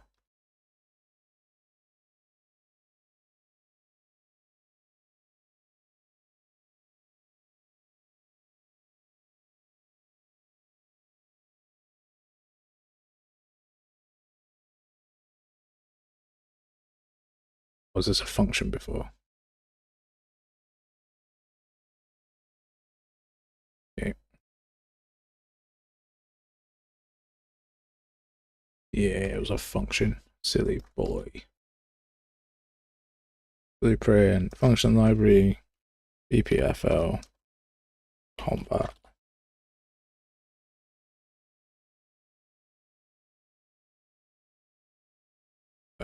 Yeah, combat type.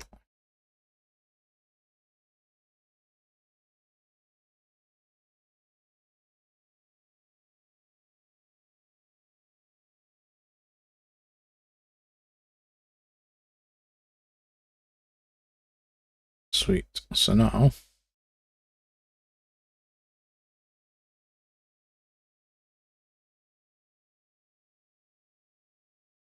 we both made a door system of people. Does that mean we do Windows next? I looked at your door system. Door system was cool. I mean, you can do Windows. There's not many Windows blueprints knocking around. But just in terms of like usability and stuff. The main problem with most of these things is animations, man. Animations suck. Like, not just animating, but actually getting hold of them. Like to use. To sell them, you have to like make them because you can't use other people's. So it's a tough one.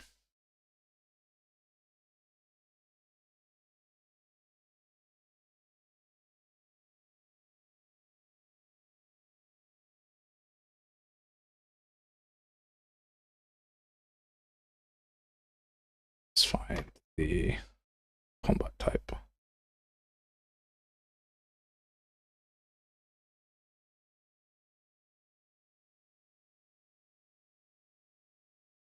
Yeah, animations are the tough one because you want to provide animations for opening doors and stuff. I mean, it's not a competition, man. Like, I got animations because I knew where to look for them. Like, Free Pete had given away some animations before, so that was easy. I just used his animations. Asked him permission first.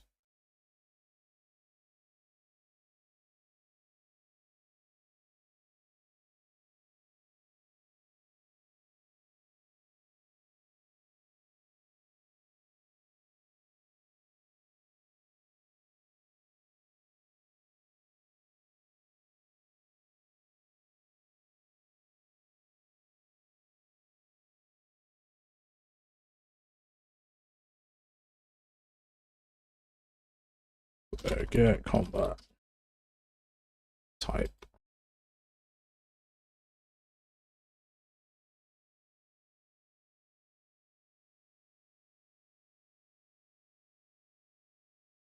Yeah.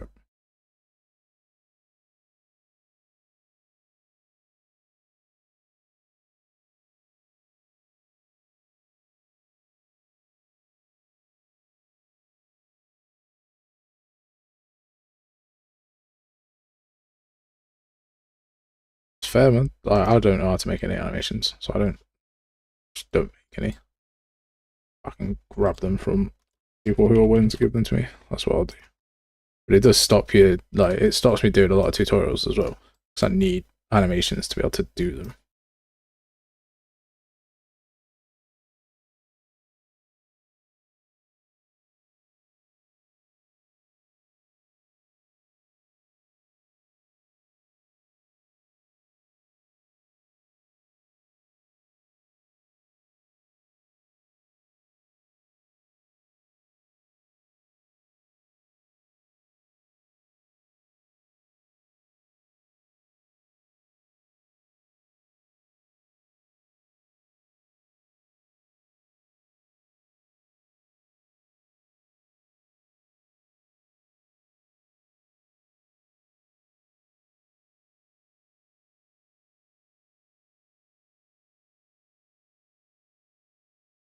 I mean, this is the it, man. Like, it is such just a deep subject to learn. Yeah, no, I feel it.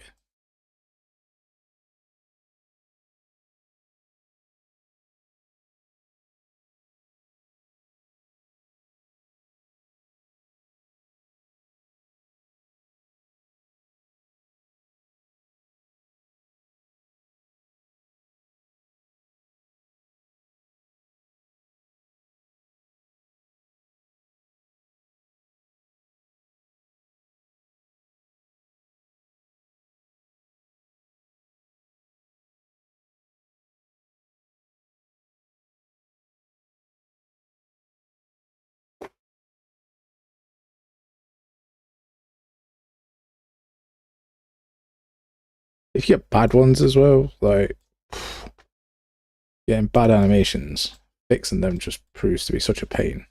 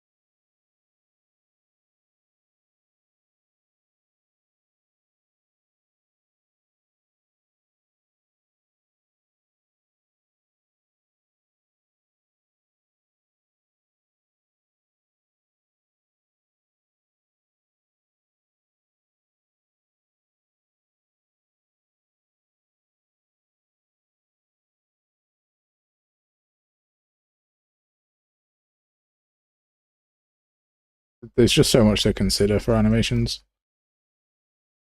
Like it's just a whole art into itself. Like you wear so many hats as a solo dev, just doing what you're doing, and like you're gonna be the animator, the financer, like so many hats. Adding now, like having to do extra jobs as well, just mad. But you can make a fair amount of money as an animator. Because good animators are hard to find. If we all had a mocap suit, yeah. I wish.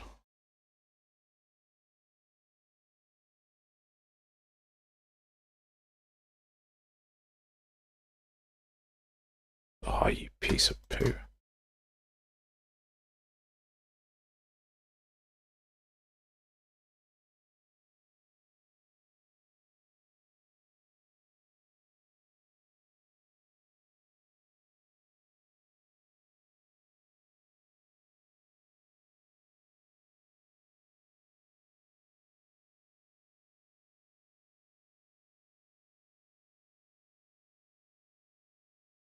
Okay.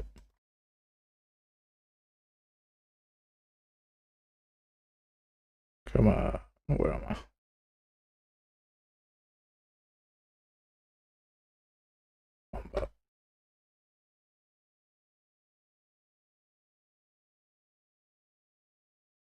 Just need a phone and Unreal Engine. What is?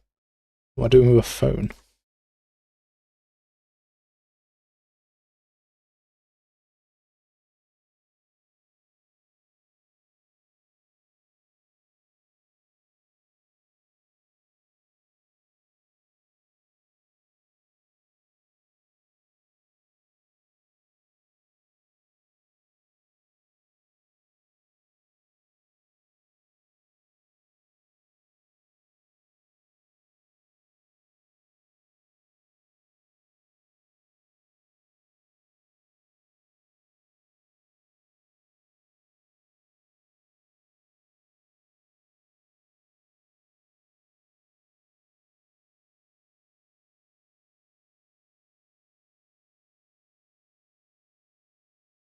I mean, if you want to animate a dinosaur, you've got a whole different set of problems. Because Unreal just is, like, out of the box, just isn't made for anything that's not humanoid. Like, if you look at this bear, for instance, that capture is nowhere near like where it should be. So like non-humanoid characters are problematic anyway. But for animations, yeah, I mean you can just crack out a phone, start recording yourself, and then clean it up. Like technology's come a long way, right?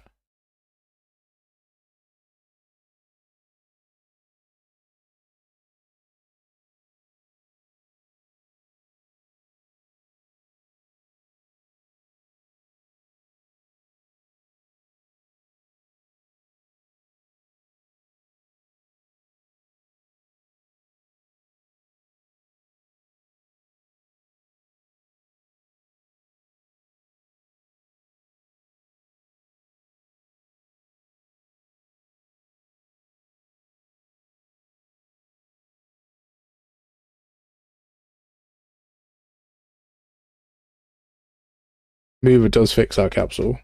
Mover is so complicated. And are they even still progressing with Mover? Is Mover even still a thing? Because they've not mentioned it in like months. I've not seen anything about Mover in a while.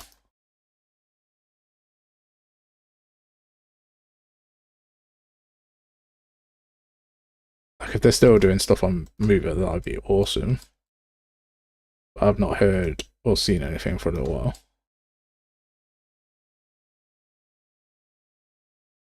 Oh, it's insanely complicated.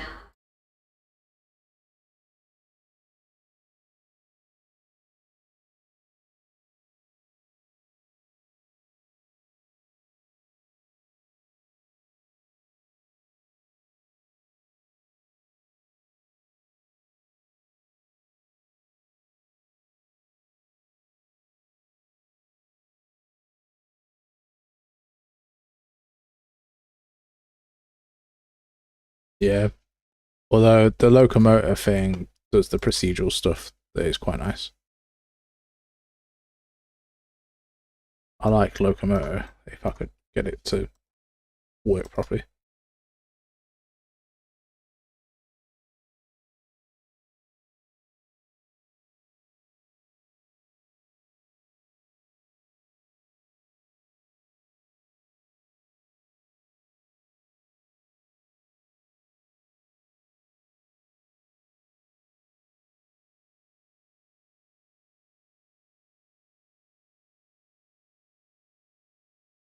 Yeah.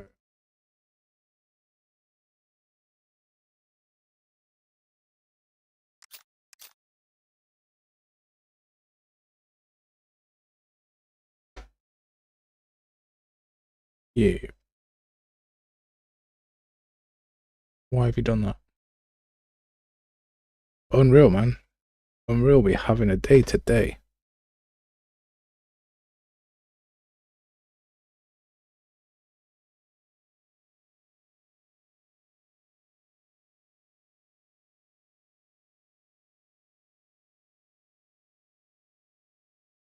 Right.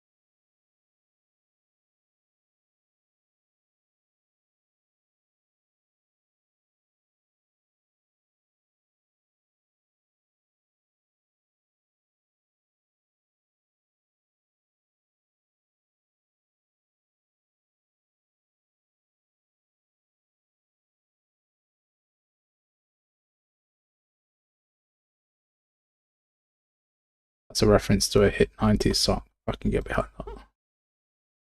Right, let's make sure we save everything before we test this out again.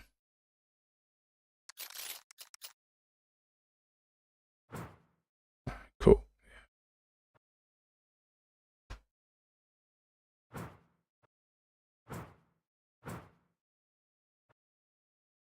Cool. That works, which is good.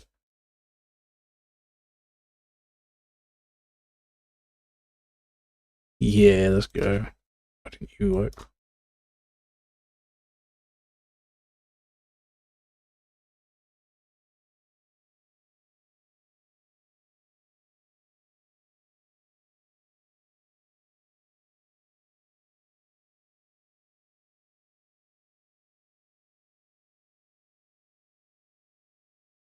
Yeah, combat type functions. All of this is breaking.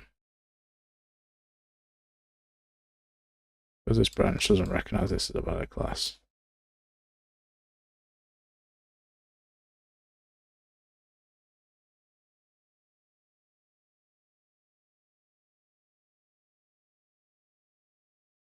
It's cool.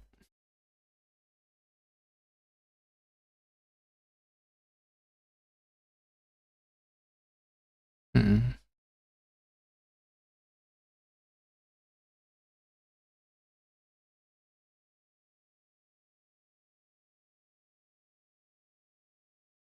Oh, okay. No.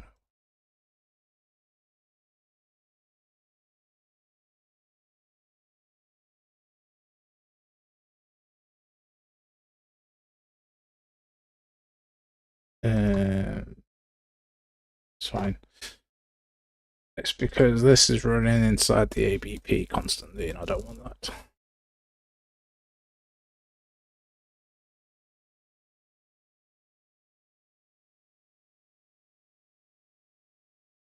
I want this to run when it's valid.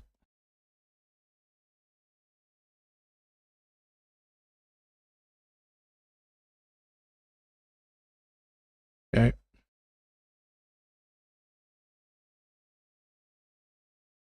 And then only when this is valid.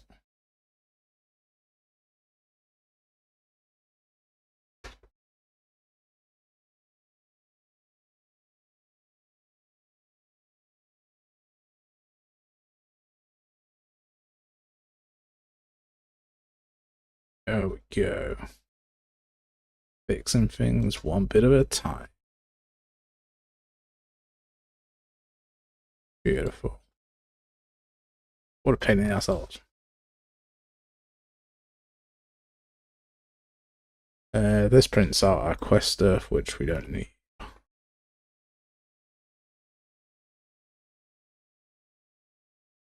There's so much code that goes into this sort of thing that it's like bonkers to see how much like actually goes into it. I was a bit of a jackass where I was like, oh no, there can't be that much code that goes into it. But like, you buy one of these blueprints offline or whatever, like you look at it, there's so much code. Like that's the overwhelming bit. Like if you don't make it yourself, just like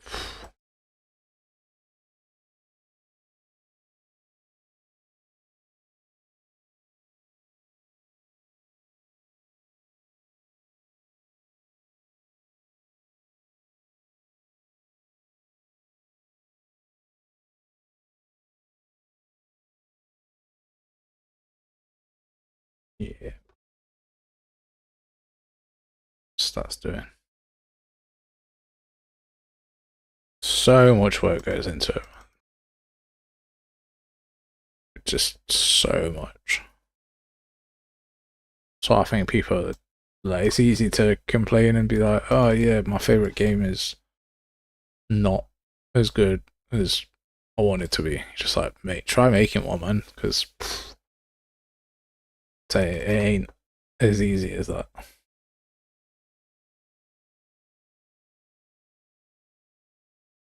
Yeah. And this regenerates health.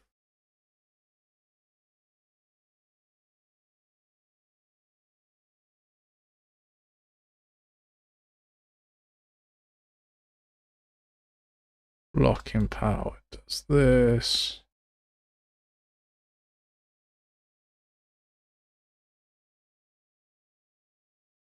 This regenerates stamina. Regenerates mana.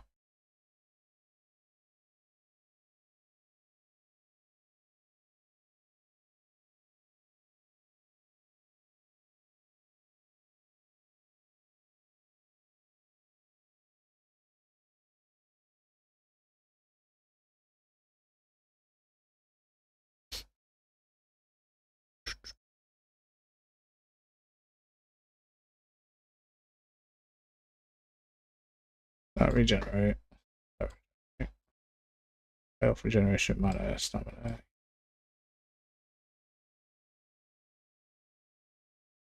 Set timer. Regenerate health. Set modify current start.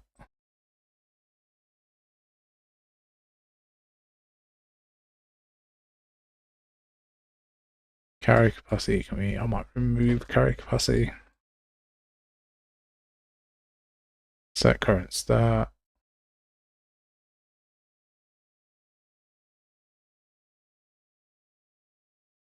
Then it starts to regenerate. Start. It is. And then when we level up, if current XP is equal to max XP,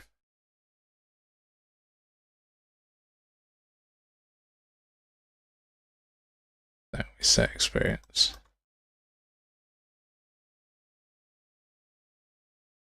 If current is more, then we calculate the max left over. Yes. If not, then we just modify that. Level up 1, we increase the max XP, and then we add the leftover XP to the bar. But if we level up more than 1, we're going to be in trouble here.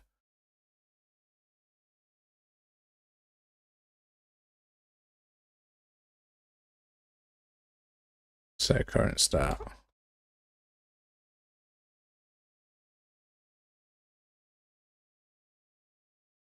Yeah, that's going to be a problem.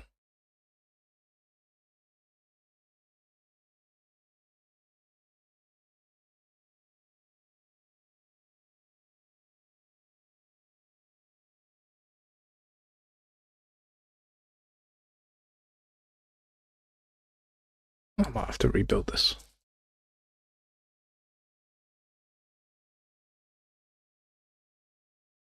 The leveling stat equals player level.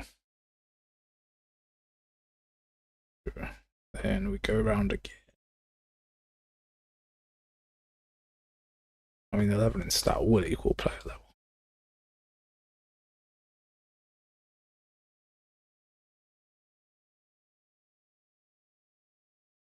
That's silly. Why did I do that?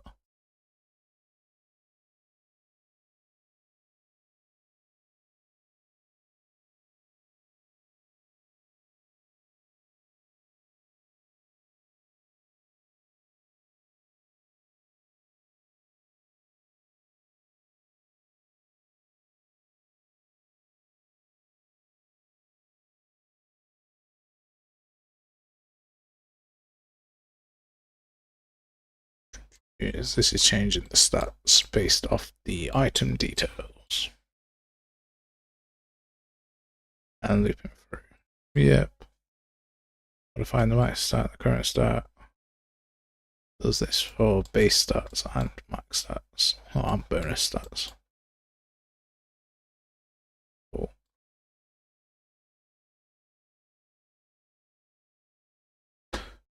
Okay. So that means that our items should have stats.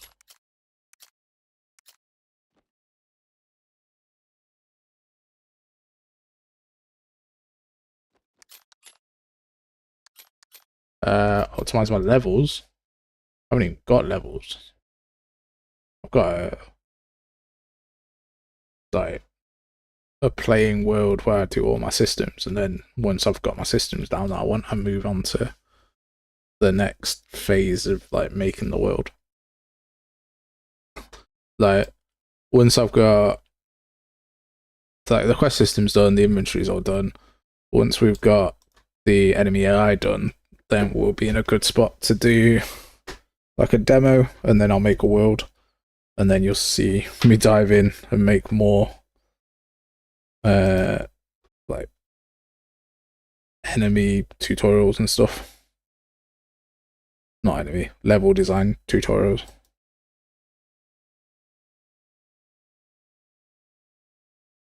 Because that's what I'll be like learning and doing. Whereas right now we're just doing this. We've got little puzzle systems. We've got little doors. Our NPCs. This guy's even a trader as well. Zam01, hello. How are you today? I like this guy. This guy's good.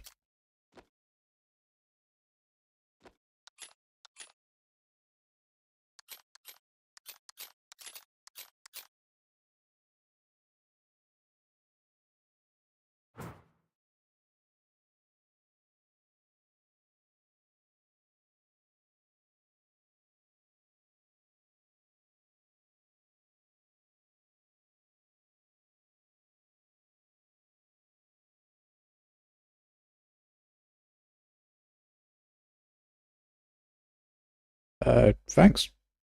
I'm glad they're helpful, man.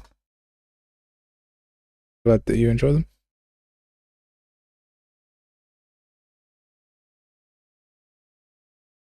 Yeah, no, it's good. You can see where I've not done any of the work. like here. But then you get into the actual, like what Dan's done, and see wow, how much better it looks. It's so crazy. Like so much of Unreal is UI, and then coding the UI. Like this is busted. These are all fine. This is broken for the time being. And this is alright. Add some more sound effects. There's sound effects on most things. To the point that I hate them because I've worked in them so much. And this should be footsteps on... Well, no, they're broken. That's annoying. Just blueprints. The game is blueprint only. Oh yeah, no, it's good. Like,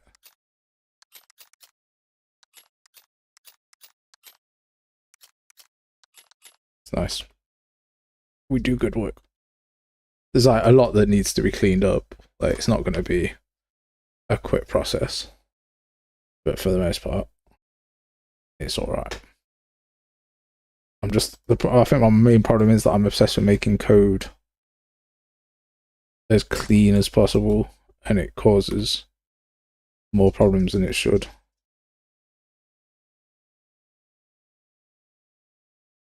Like your code doesn't need to be clean; it just needs to work. Whereas I'm looking at it like, there's an improvement here on the code quality that I can make, and I should just be making it and running it.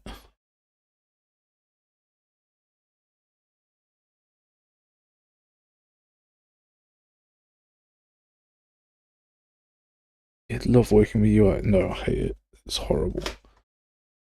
It's like a second form of art that I just don't understand.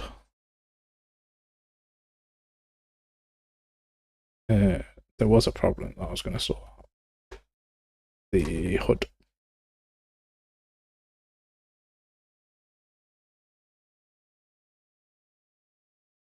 Third person. Blueprints. Widgets.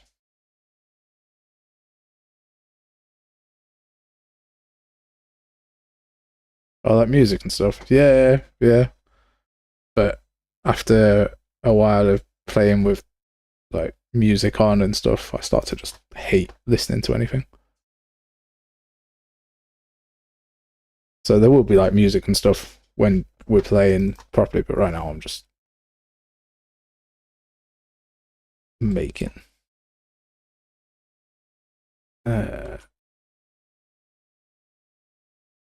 Ew.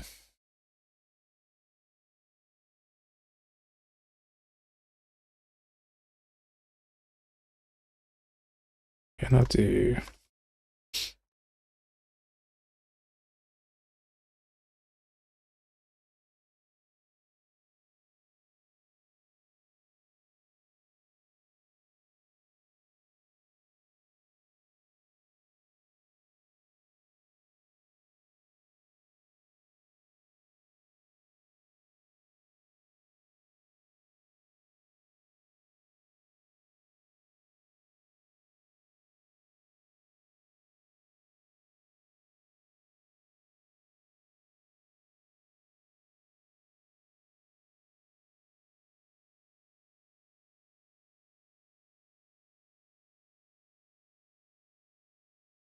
How much I'd take to create this game? Like time or money? Or like just commit? I don't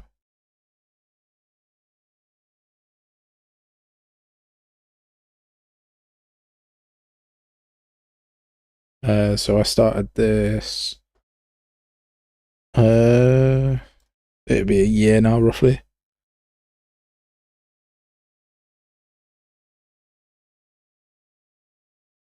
Yeah, just shy of a year. But I started not knowing anything, so this is the game that we started on when we first started learning. So I started not knowing anything cool.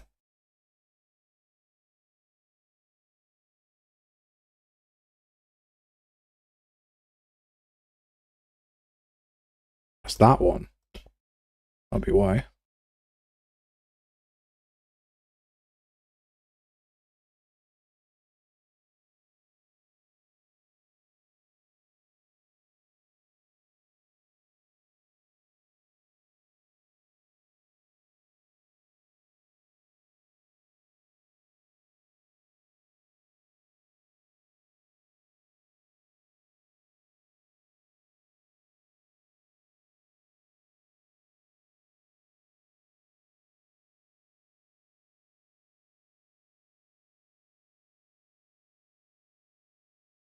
No, there is an end.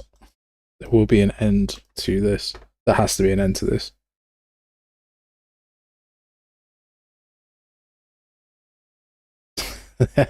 I am not migrating the game animation sample at all. It is the worst. But like this won't work with the game animation sample. Like not properly. Not as intended anyway.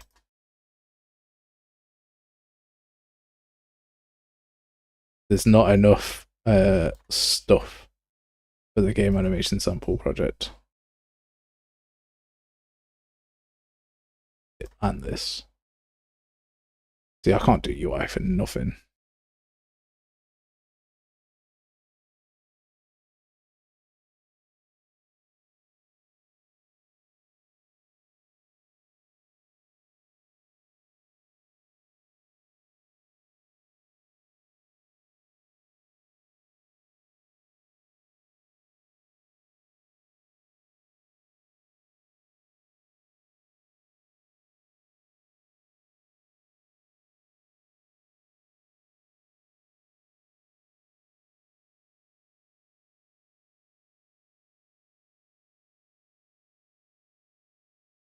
No, just on YouTube, just chilling. Not gonna like.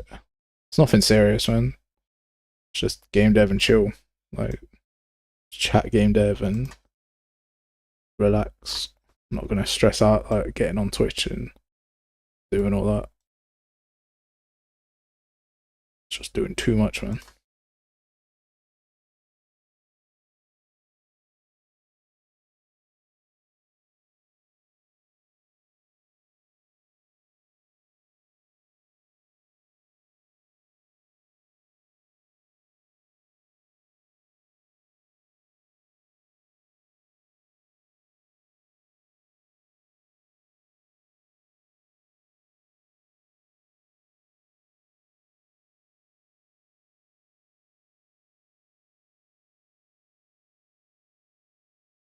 These have to overlap each other.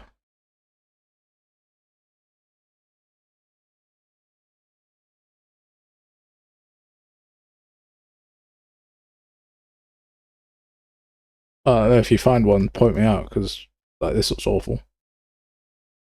I've not touched any UI. I mean, it depends what you mean, like UI programming or UI design. Like UI programming is like you can check out the Game Dev Cave. He's got a series on UI programming that he's doing at the minute.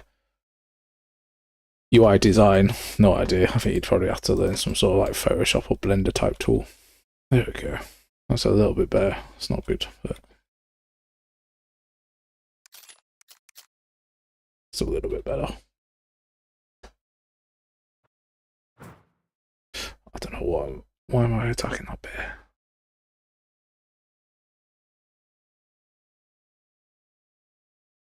Why am I getting an error message on a branch inside a standard macro?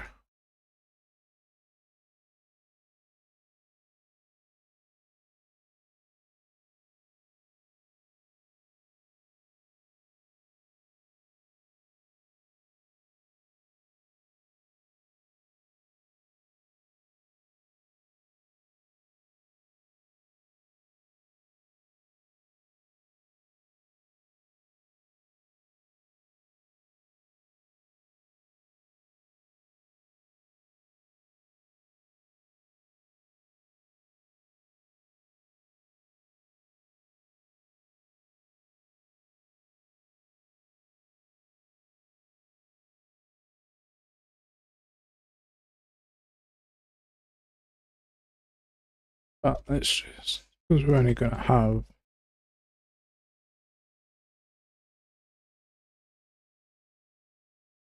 you.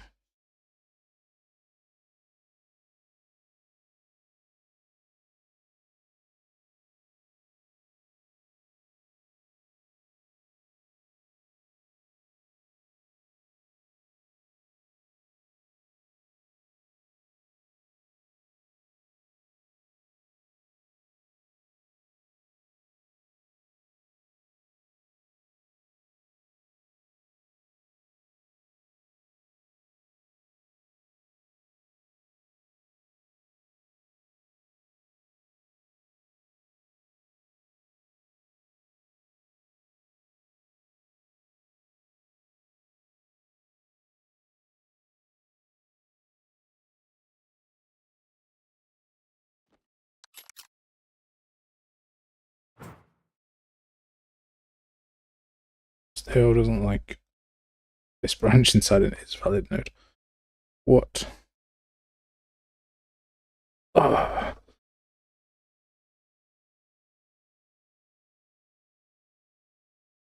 Yeah, I'm not a UI guy. I just leave my UI to someone else. I hate UI. But yeah, Game Dev Cave for UI programming. I'd probably check him out. Make a UI design video. I'm sure it would go well.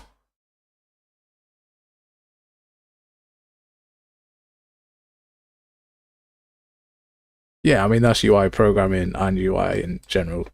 This is just a mess. I'll get someone to deal with it.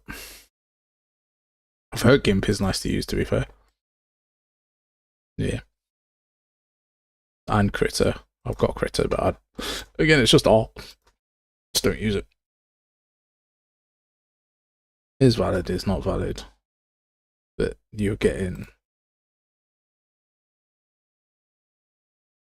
running this and getting a response.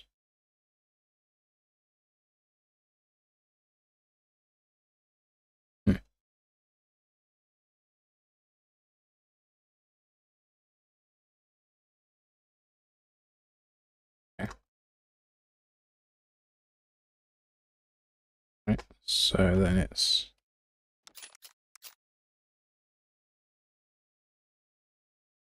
nope. Is it on attacks?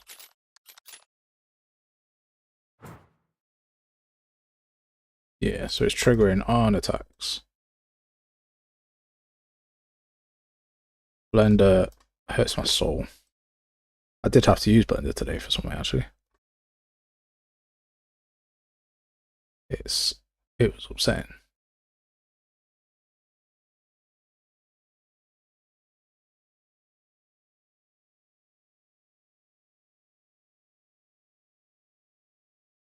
VP third person combat, because we are equipping the weapon, which we worked out was fine. And then left mouse button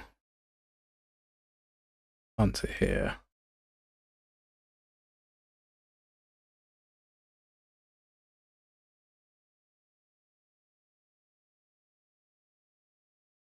And it's freaking out because of that.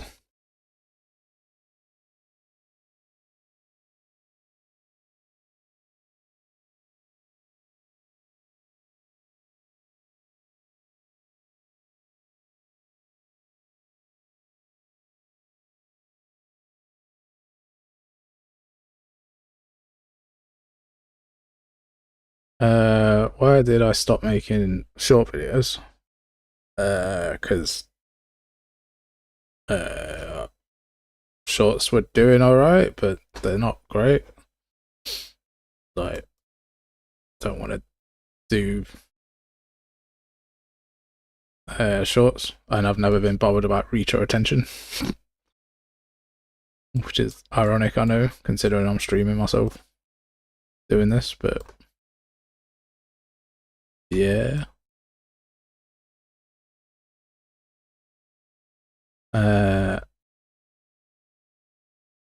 This is very much. I hate Blender. Anyone that can use Blender is like, it's just, yeah, mad thing. Sweet. Okay. That should fix our issue. Maybe.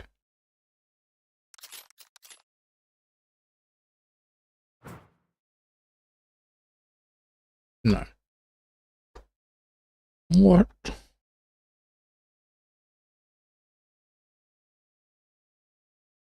Yeah. Do this.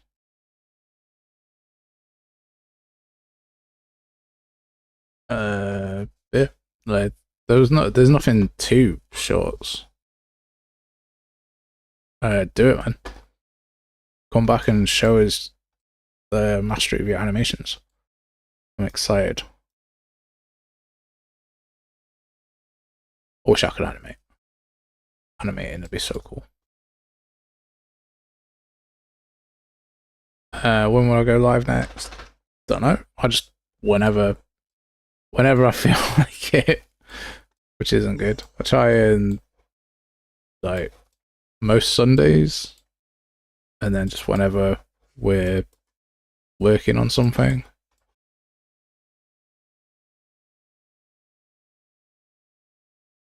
Yeah, I'm not. There's no real schedule to it.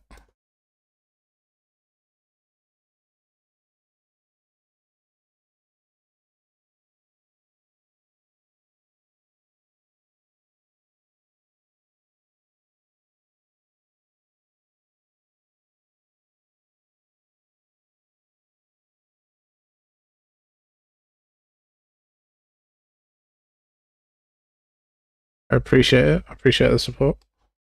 It's always nice to speak to people. But yeah, man, share what you've been working on with your animations, man. I'm excited to see.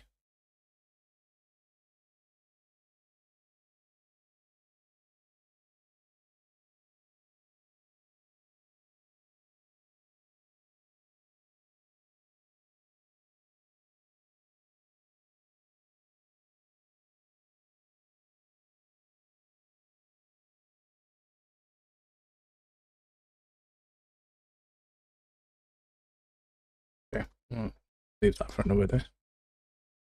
I don't know why it's been like that.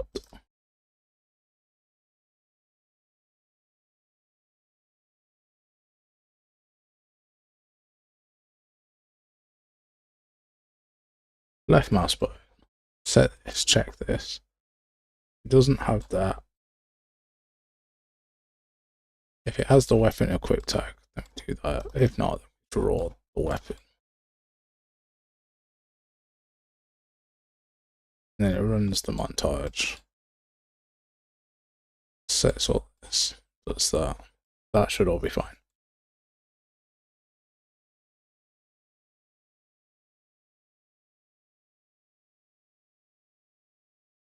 It doesn't. It does this.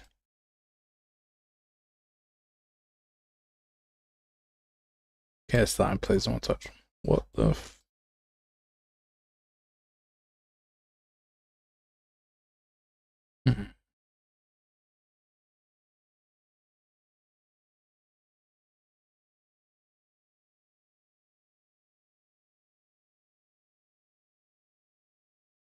Praise, how are we doing today?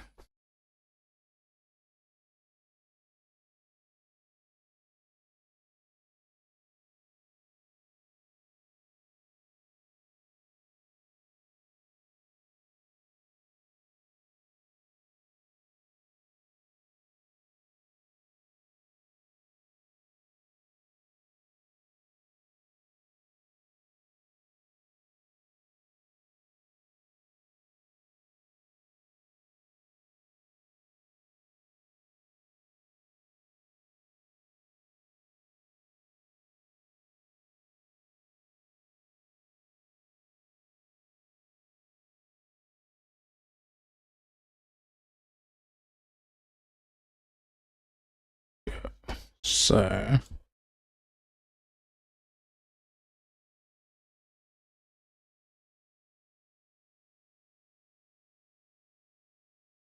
still don't know why that's airing out,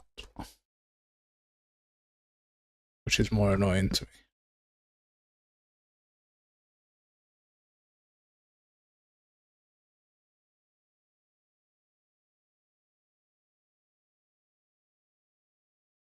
Code is fine. Sets the health bar progress, sets down, sets white health.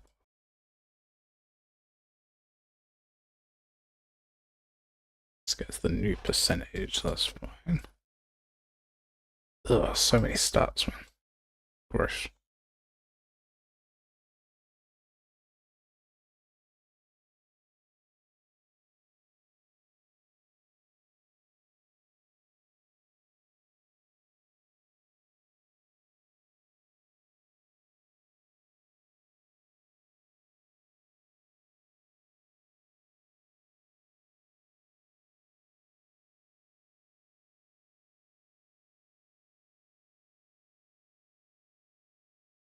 Mm-hmm.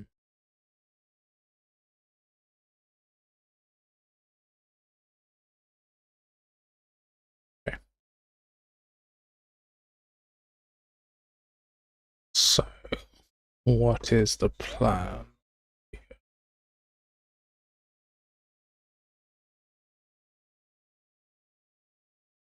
You know when you do something and you're like, oh my god, that's so overwhelming. That's where we're at now. So this all works. This is all fine.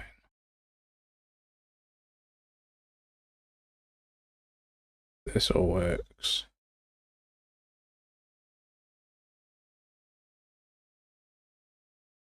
It's good. And that's fine too. Okay. Did we turn off swimming or did we keep swimming?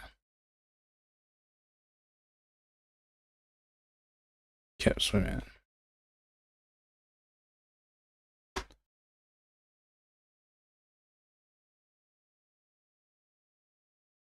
Yep. And we just muddle them through, man. Just muddle through it. Like staring at all of this, and I'm like, oh man, I've done so much, and there's so much to go.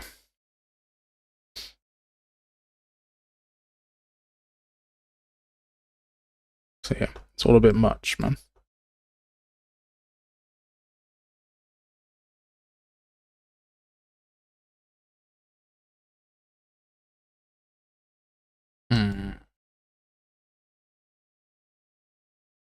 Got armor, like, got all of this. These stats are looking at so many stats. Kind of just want them to look at, kind of just want to look at health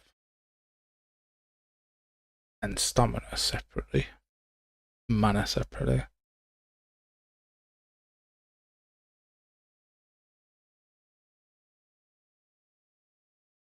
Might be a whole ass rework. I don't want to do a whole ass rework.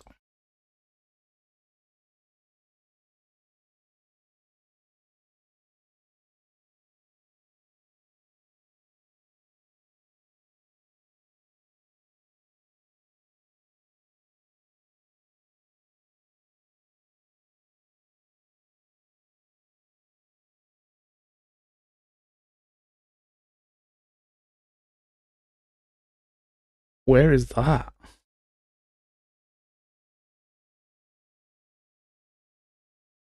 Yeah. Might need to do that.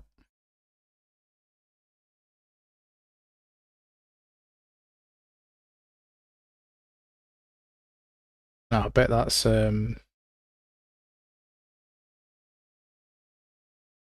bet that is, yeah.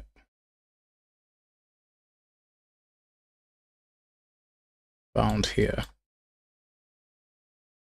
on the stats widget.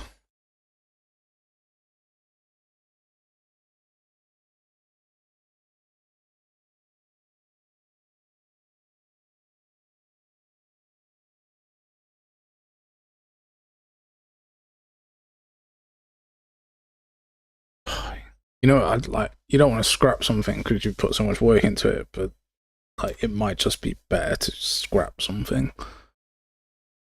That's like, that's sad.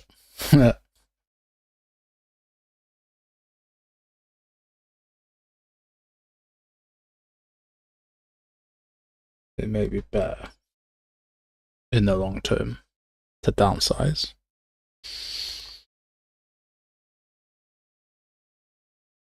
And then get something out quicker.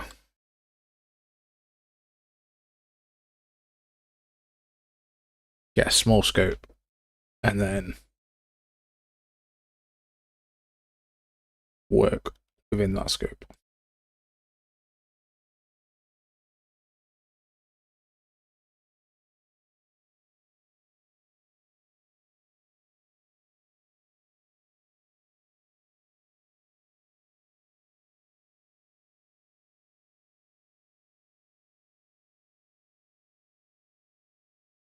Just so many different dependencies.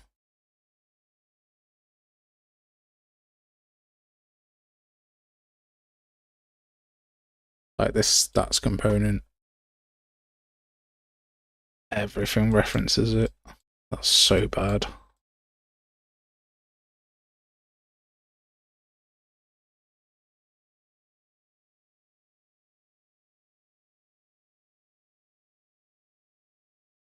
How the hell does the third person map reference it? How does the trader reference the stats component? That's insanity. Why is he doing that?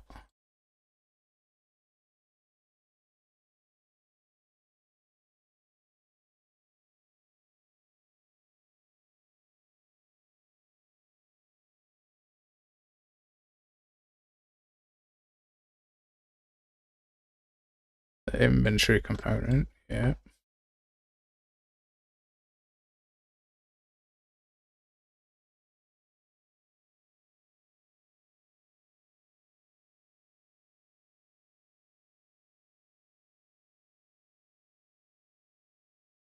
Because it references it here.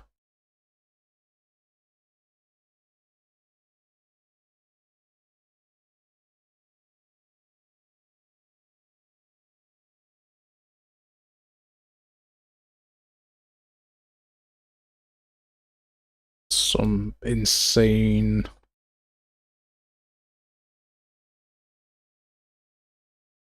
it's because that this has a dependency on let's see. This is when you build yourself into a corner.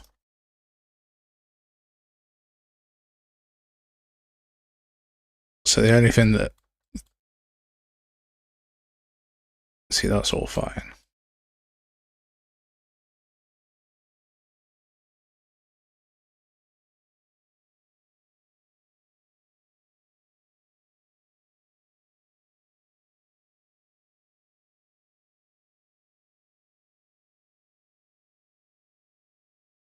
Because the inventory is referenced by so many different things.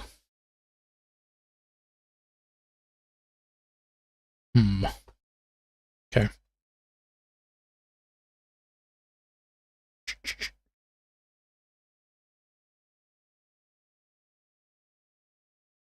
What a big ball of mess that this project is.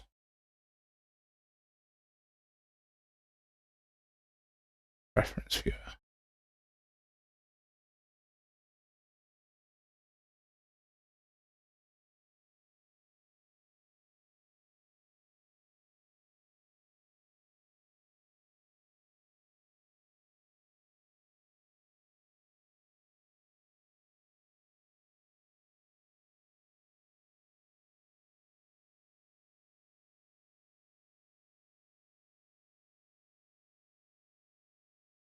Yeah.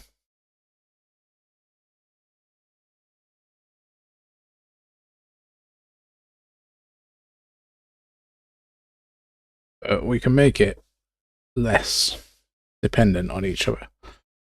That's not so much of an issue.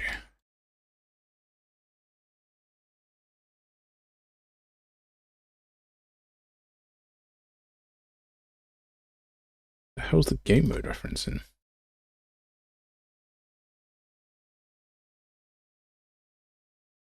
the actual character. Okay, that's fine.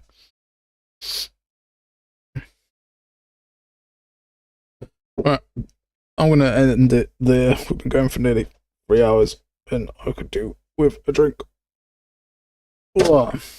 So, yeah, well, thanks for joining us. Appreciate it. Always good to catch up with everyone. So, thank you very much. I hope you have a great evening, whatever you got planned, or morning, wherever you are. And thank you very much for tuning in. I'll see you in the next one.